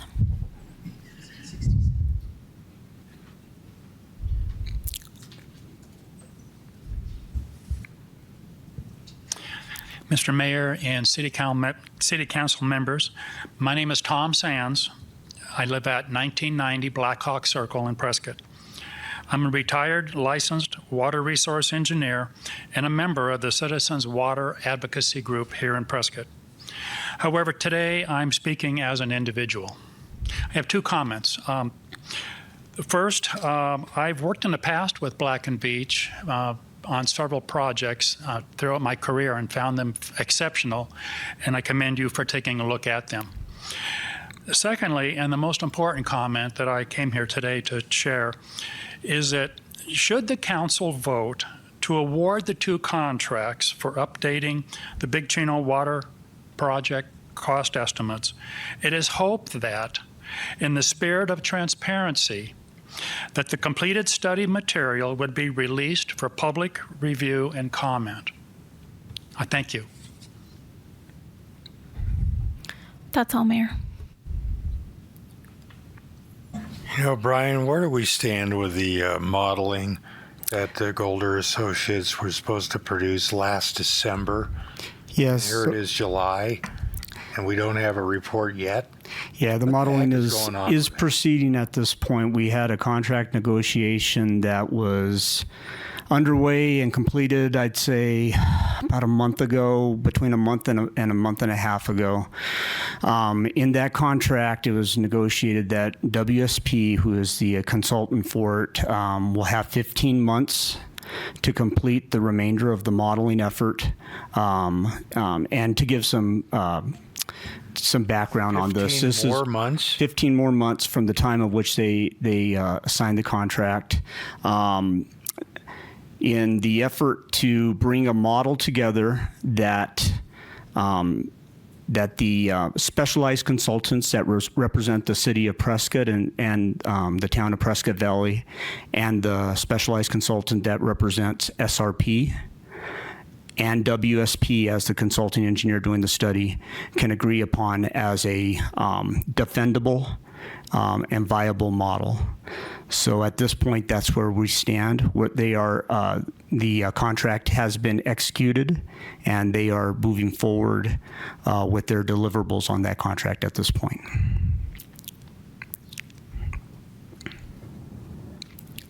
Is any of the proposed expenditures on this item going to benefit the city now, or is it all for future construction? All of the items that are tasked in both of these contracts are related to looking at the existing infrastructure plans that were created back prior to the Big Chino Water Ranch going on hold, and trying to bring those costs up to today's level. So in terms of any type of benefit for any infrastructure that is currently being sought after, I don't see any. This is all long-term infrastructure related with the Big Chino Water Ranch project. Well, I know one of the proposals that has been considered is a potential secondary pipeline after effluent has been treated, and it's going to be pumped back into the Big Chino Water Ranch location as a mitigation process to make sure that the Verde River does not lose its perennial flow. So that is bound to have some impact on your analysis and your cost. We'd have to do this all again if it turns out that we have to have a secondary pipeline. Am I wrong? Well, I would say that by initiating this first step, you're going to bring a lot of the components up to date with costs associated with our time period versus 2007 to 2010. As I said in my presentation, I feel that the evaluation of this baseline cost for this project helps understand the value and benefit of any other alternative that may be coming up in the future, like you talked about with the recharge piping system. Without knowing the base price of this project, which was, put into design to 90%, but also is in our Arizona Department of Water Resources decision and order. The work generated in order to get that legal binding document, to get the water that Gwen talked about, that 8,000 CFF or 8,000 acre feet per year, was a lot of work and had a lot of parts coming into it. So when you talk about evaluating any type of other alternative, you have to look at the consequences it has on that legal binding document of the DNO too. So even though it might be a less expensive proposition, it might not be a legally it might not be a proposition that's going to cut the mustard through the legal documentation that was set in getting Big Chino into our DNO. You know, I don't know if I'm expressing myself exactly that way, but I'm just saying that that all alternatives are not on the same playing field, because the Big Chino Water Ranch went through that already. It's gotten through that decision and order and has legal precedent that sets and says we can do these things. Any other alternative is going to have to go through those hurdles to get through there too. Not saying they can't. I'm just saying there's cost and there's time and there's things associated with doing that have to be considered. So the baseline cost of the Big Chino is where we start.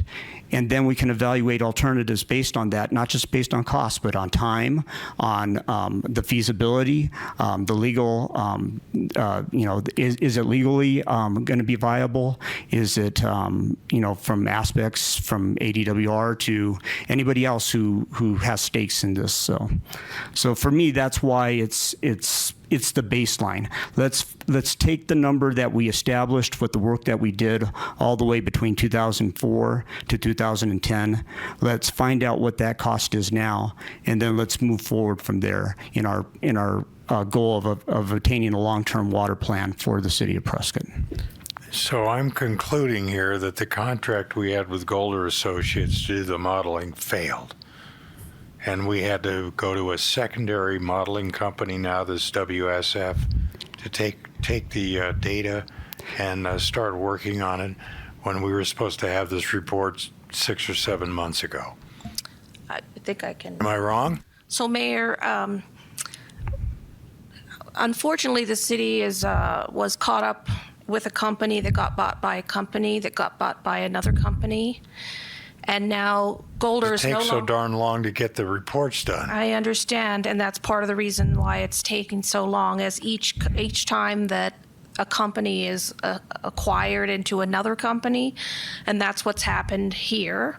When the contract was under Golder, the staff and our consultants, because each of us has our own consultant. City of Prescott has one, Prescott Valley has one, SRP has one, and then collectively we hired, I don't know who the original name was, Golder's, when I came into the picture. So when Golder said, we think we're done here, we've got ourselves a model, the city and the town and SRP said, I don't think so. We think we have a bust in the model. So then Golder sold to WSP. Thank you, WSP, who agreed with us.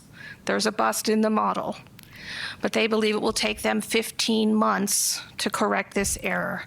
So it's not that we're not trying to move this project forward. We've had some struggles and some hurdles along the way with the consultant, but the technical expert team that you have here at the town and the city and at SRP believe that it was better to continue to work with the model that we've been working on for almost 12 years, by the way. It's 12 years in.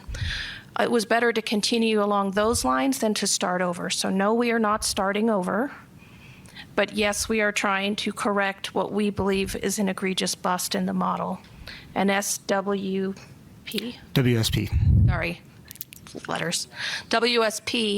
believes that they can do that in 15 months. So that's where we are today. It's not ideal. It's not where staff would like to be. I know it's not where council would like to be, but it is where we are. I don't know. It just seems like we're throwing good money after bad. We haven't added any more money into the contract. If I that's know, helpful. yeah, they It's failed, the but the acquiring company took over the liability, and now they're saying, well, now that the data we have, we're going to have to take 15 months to put it together and get your report. But in the meantime, we're spending more money working on kind of engineering processes that may or may not be necessary once we find out what the mitigation requirements are. I mean, there's other than building a second pipeline. There's acquiring water rights. There's other things that could be done. irrigation, non-expansion area requirements. There's a lot of things that we could look at that don't necessarily require, engineering and construction processes. And I just think we have to have a better picture of where we're going here instead of spending more and more money. Kathy, Councilmember Rusing. Thank you. I've had many concerns about this Goldner study that's been going on endlessly, and I feel that we're being milked, and I feel we're being duped. I don't remember approving a 15-month extension. How was that approved administratively? Was it a consent agenda item? How was that approved? And if we did do a 15-month extension, did we make it perfectly clear that this was going to be their last extension? And if they don't come through, then we would like our money refunded in total. Mayor, if the Goldner study, I think it's intertwined with this, so I think it's relevant to talk about a little bit. I just want to, I'm afraid we're getting too far afield of the noticed item, talking about that contract. So the current, it was an amendment to the original contract. I believe it was amendment number 4. To extend the time frame and to utilize the money that was in supplemental services of that contract in order to finish out the remainder of the project. So the original contract amount included a certain amount in the supplemental services, and that's what was granted in amendment number 4 to that contract, along with the 15-month extension. Councilman Moore. No. I just have a question, and maybe I'm saying the wrong thing. I don't know. I guess my concern is this project was put on hold 13 years ago. We're going to spend $160,000 between these two contracts to get an updated price, and then we might not move forward with this project for 10 more years, and we're going to have to get an updated price again, because the prices that we get for this report will be of no value to us if and when the time actually comes that we're going to proceed with the project. So it seems like we're spending money to spend money. I don't know. I'm just a little concerned that I understand your logic. We need to get a baseline, need to get an understanding, but in the end, this money that we're going to have to spend again, because it could be years before we do this project, if we do this project. And the cost that we come up with now will be of no benefit to us then. You're correct that the cost that we're going to get now is probably not going to be the ultimate cost of the project when it gets constructed. But in order to do the planning and the budgeting, in order to move a project to construction, that's where I think that cost is actually beneficial, because we have to understand what that cost is so that we could set, the monetary infrastructure in place that's going to be able to pay for that cost as it moves forward. It's also it's going to be part of it if we want to keep this water supply.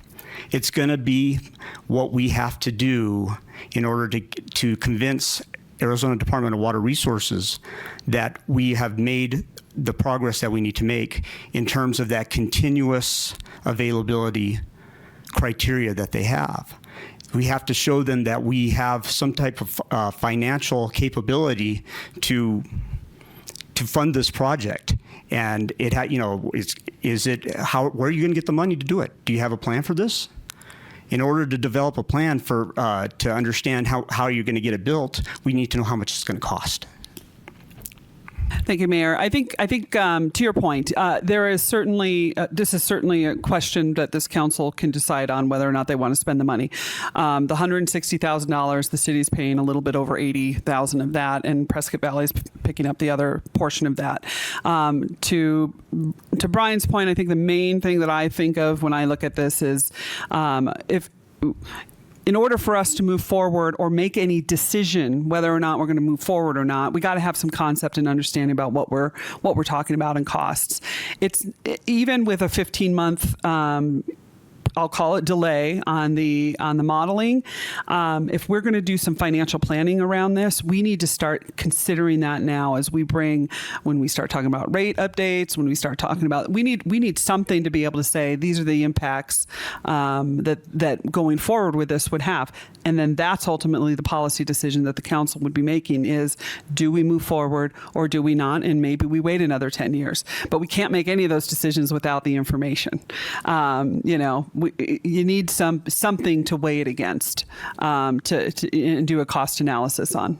That's my opinion from where I sit. But I wasn't here, and I understand the frustration. I can clearly hear the frustration, and we certainly will be weighing and putting some pressure on our consultant to move along on this as fast as they can. Councilwoman Cantelmi. Thank you, Mayor. This is actually probably a question for you, Joe. In the contract, do we have an end date or a start date? Is this just open just to moving forward and we just get there when we get there? Or is there something written in the contract that we're trying to shoot for? There's no dates listed. Okay. There is some requirements for good faith in moving forward and reasonableness. And so that's the requirement. What is reasonable and what is reasonable efforts to move forward quickly and so forth. That's the type of language in the contract, no dates.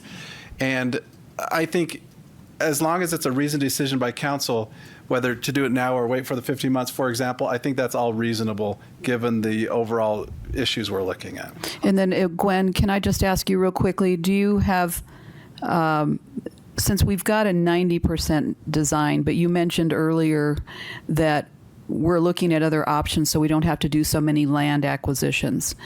That's going to save a lot of time, I'm assuming.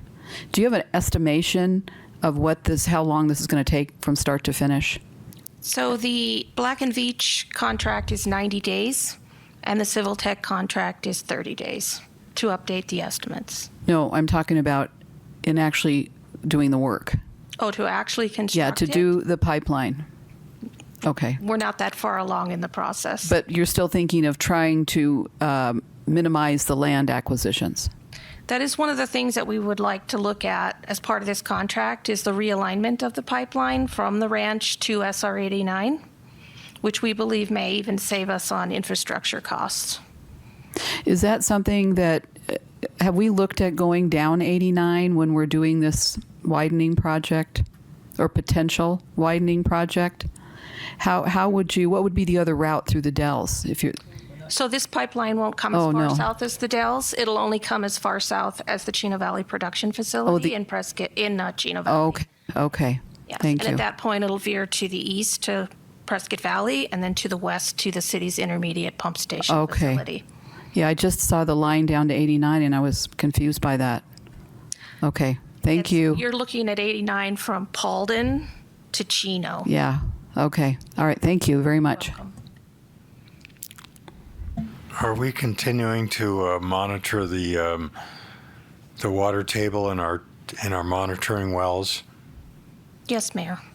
so that WSP can use current data while they're doing their 15-month analysis and not turn around and say, well, that's old data, we need new monitoring data?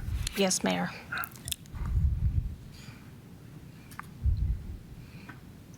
Mayor Pro Tem. Thank you, Mayor. I just had a question. Is there anything that prevents us from, one of the public comments we had was about making the result of this financial analysis public information. Is there anything that would prevent us from doing that? Not that I can see. It would be And public information. So it's something that once when the completion of this cost analysis is done, it's something we could throw on the website pretty easily? I think it makes a lot of sense. Okay. Thank you. Councilman Moore. Sorry, one more question and I'll finish up. Is there any value, I just want to ask the question, to wait until we get this report in 15 months to do this update? Is there, I mean, I don't know, I'm just asking that question. You could do that, but I'll answer. Right now, when we're sitting at with our modified decision and order, that's where I see the value of getting this kind of going and getting some getting some understanding of what we're dealing with, so we can get some strategies together and bring that to you at some point in the future and say, okay, here's a few different options we can go in, and let's work on this and try to get a path forward so that we can start understanding where we're going to go with this, but also where's it going to fit in our long-term water plan, long-term water strategy. That's where I like to get moving on it, because I think it's important. I think it's something that will value the city, and it's one of the things we want to do for the city is start moving forward with that. All right, any other public comment, concerns? No, Mayor. All right, I'm going to hold my nose and entertain a motion. Mayor, I move to approve city contract number 2024-044. Second. Motion is second. Please vote.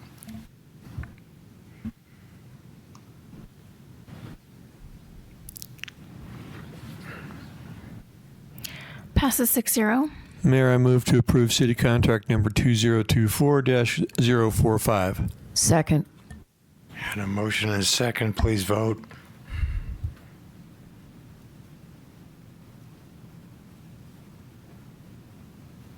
There we go.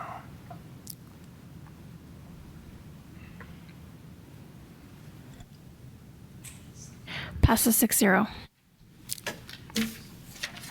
You got your direction, Brian. And let's see if WSP can perform. Will do, sir.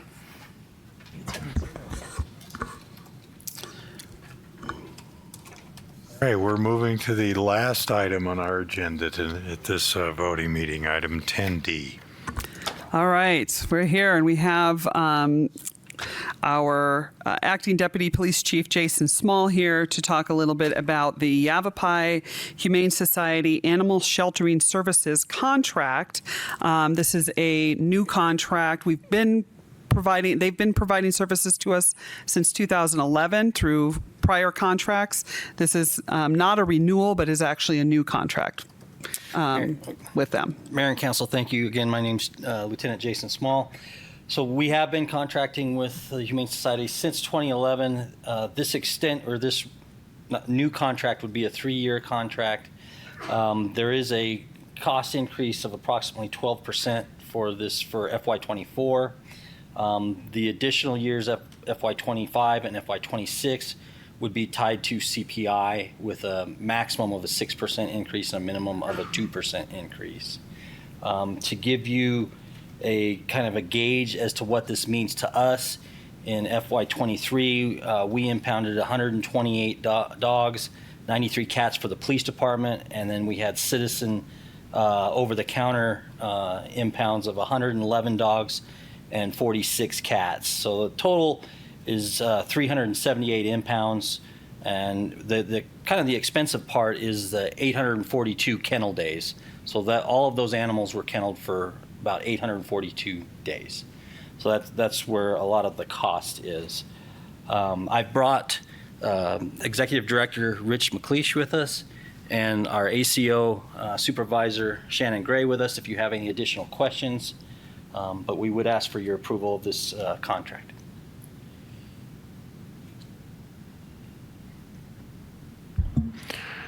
Lieutenant Small, how do we measure performance on this contract?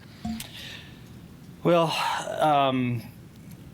if kennels are available, if we get to where we're not getting the service when we arrive, if the kennel is not available or full, that's one way that we would evaluate that performance. If we receive any complaints of any inhumane treatment of the dogs, where we would have to investigate that, and if we found that to be accurate, then we would evaluate that as poor performance of our contract.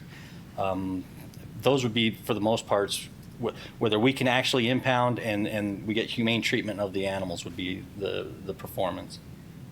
So there's no specific performance criteria that you apply to see whether we're getting the performance out of this contract that we expect?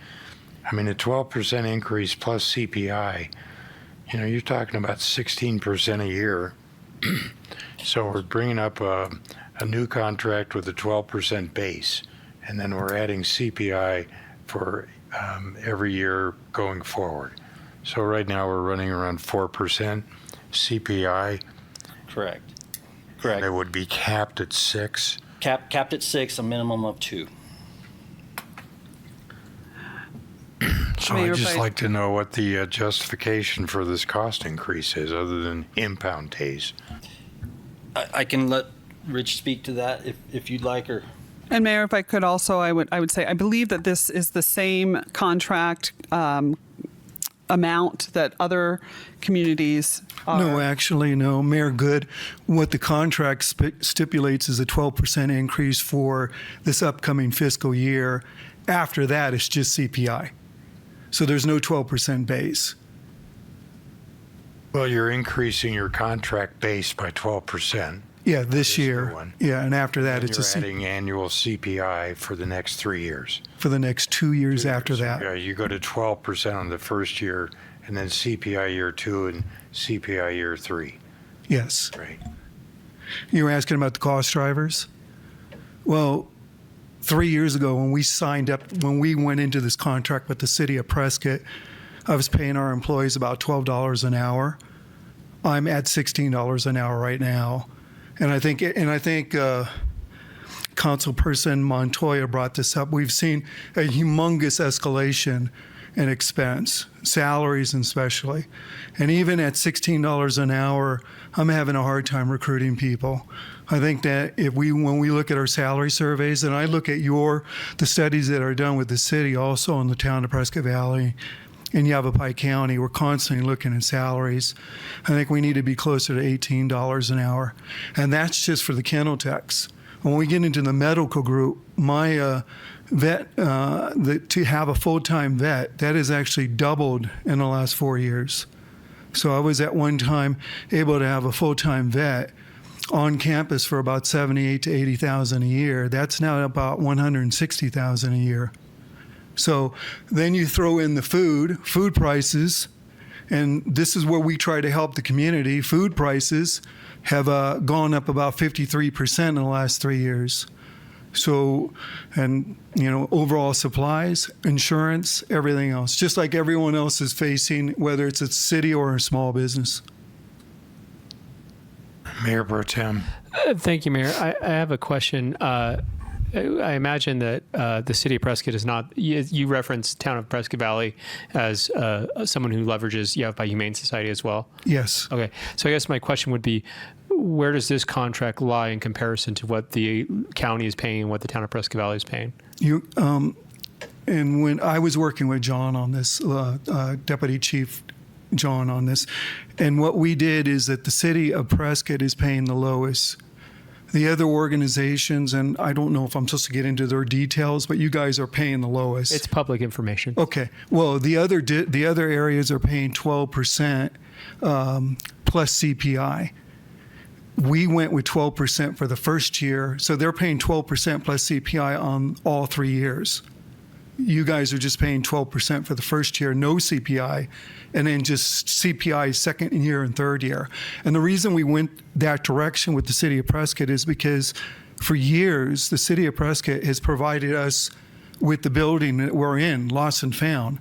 And I feel, and so does the board, that we have an allegiance and alliance, and also we have to repay the city of the Prescott. So you guys were the last ones that we negotiated with, and you're paying the lowest when you look at the other two municipalities. Good to know. Thank you. Well, you guys were loyal to us. We need to be loyal to you. Any other questions or comments? Councilwoman Cantelmi? Thank you, Mayor. Getting into the contract here on number 22, I was curious. I didn't see a breakdown. I don't know if you can even access it right now, but per year, can you give me an average, a dollar amount that it's costing us in extra work on contract number 22, changes in work orders? There's no extra charges. Oh, it says it right here. Okay, so we're not, okay. Historically, no one's ever paid extra charges. Oh, okay. Well, that's Yeah. good to know. Thank you. Councilmember Russi. Thank you. I think you touched upon it. I had a question about your regional functions. You cover Prescott Valley, the county. Does that include Chino too? No, but we do. Once in a while, we will help the city of Chino, but they have their own animal control. So it's pretty extensive, and I just want to thank you because I think animal control is very important for the health and safety of our population here. And do you anticipate having to expand your facilities in the future, and how would you pay for that? Oh, yeah, we do. It's part of our strategic plan. I don't know, because we're looking at a capital campaign involving anywhere from $15 to $22 million that we're going to have to raise. So we're looking at different options, but that's hard to do. I'm running a $4 million budget, and most of that is being it's being dealt with operational expenses. Just the medical aspect is killing us. It's spending over $1 million just on the clinic function of our enterprise. What we're seeing in the community is that people cannot afford. There's long wait times to see their vet, and when they go to their vet, they can't afford the bill anymore. So what we're seeing are people dropping off their animals.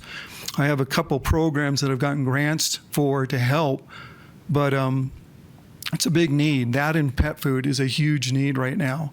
And of course, spay neuter. I can't get a spay neuter doctor right now to come up here. I'm heading down to the valley this next 30, 40 days, talk to some of the schools about setting up a program where we can get some young vets, some young doctors up here. But yeah. And you're a no-kill shelter? Yeah, we have a no-kill ethic. And I'm glad you brought that up, because if we have an animal that got hit by a car, and it comes to our facility and it's beyond repair and its quality of life is going to be an issue, we're going to euthanize that animal.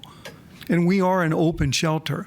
There are a lot of animal welfare groups out there, and we're no kill. Well, they get to choose what comes. ACO will bring us whatever they collect. We'll deal with dogs that have extreme behavioral issues or dogs with extreme medical issues, and we're going to have to address that.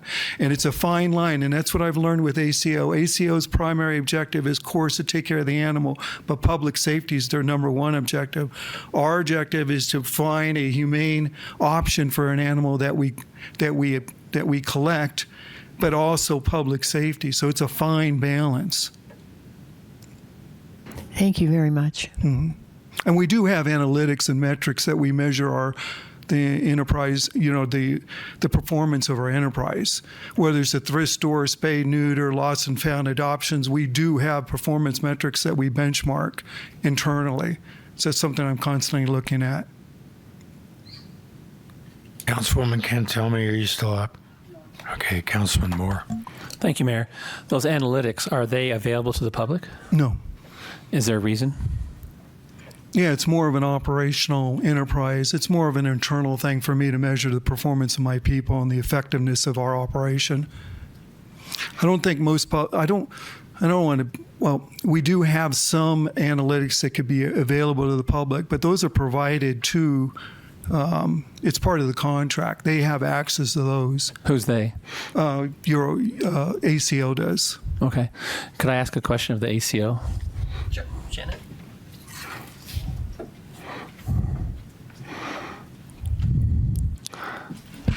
Hi. Hi, thank you.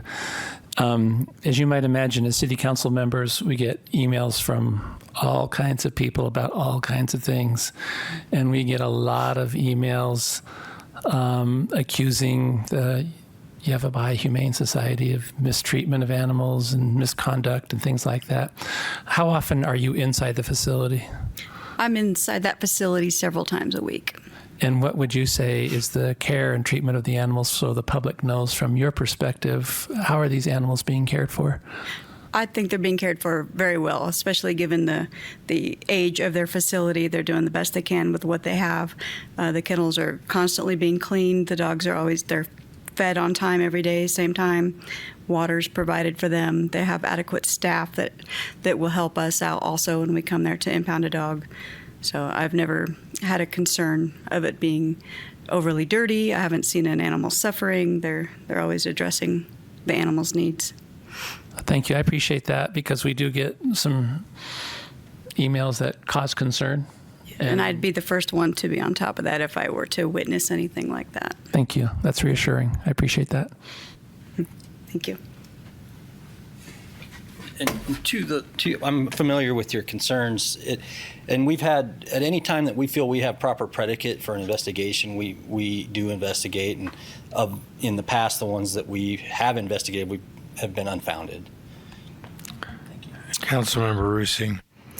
Thank you. I would just like to add on to Councilman Moore's comments. We have had a lot of input, mostly from just one group.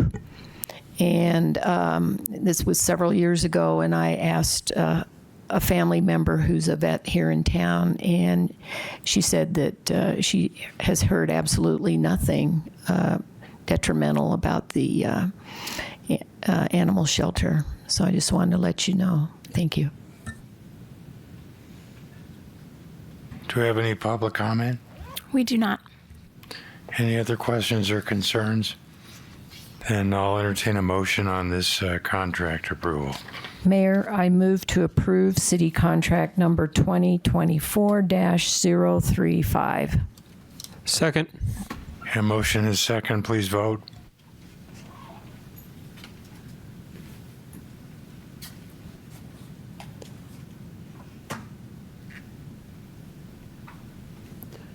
Passes 6-0. All right, I think that concludes. I think we have a second motion that we need to make. Nope, that's it. So I think that concludes our agenda today.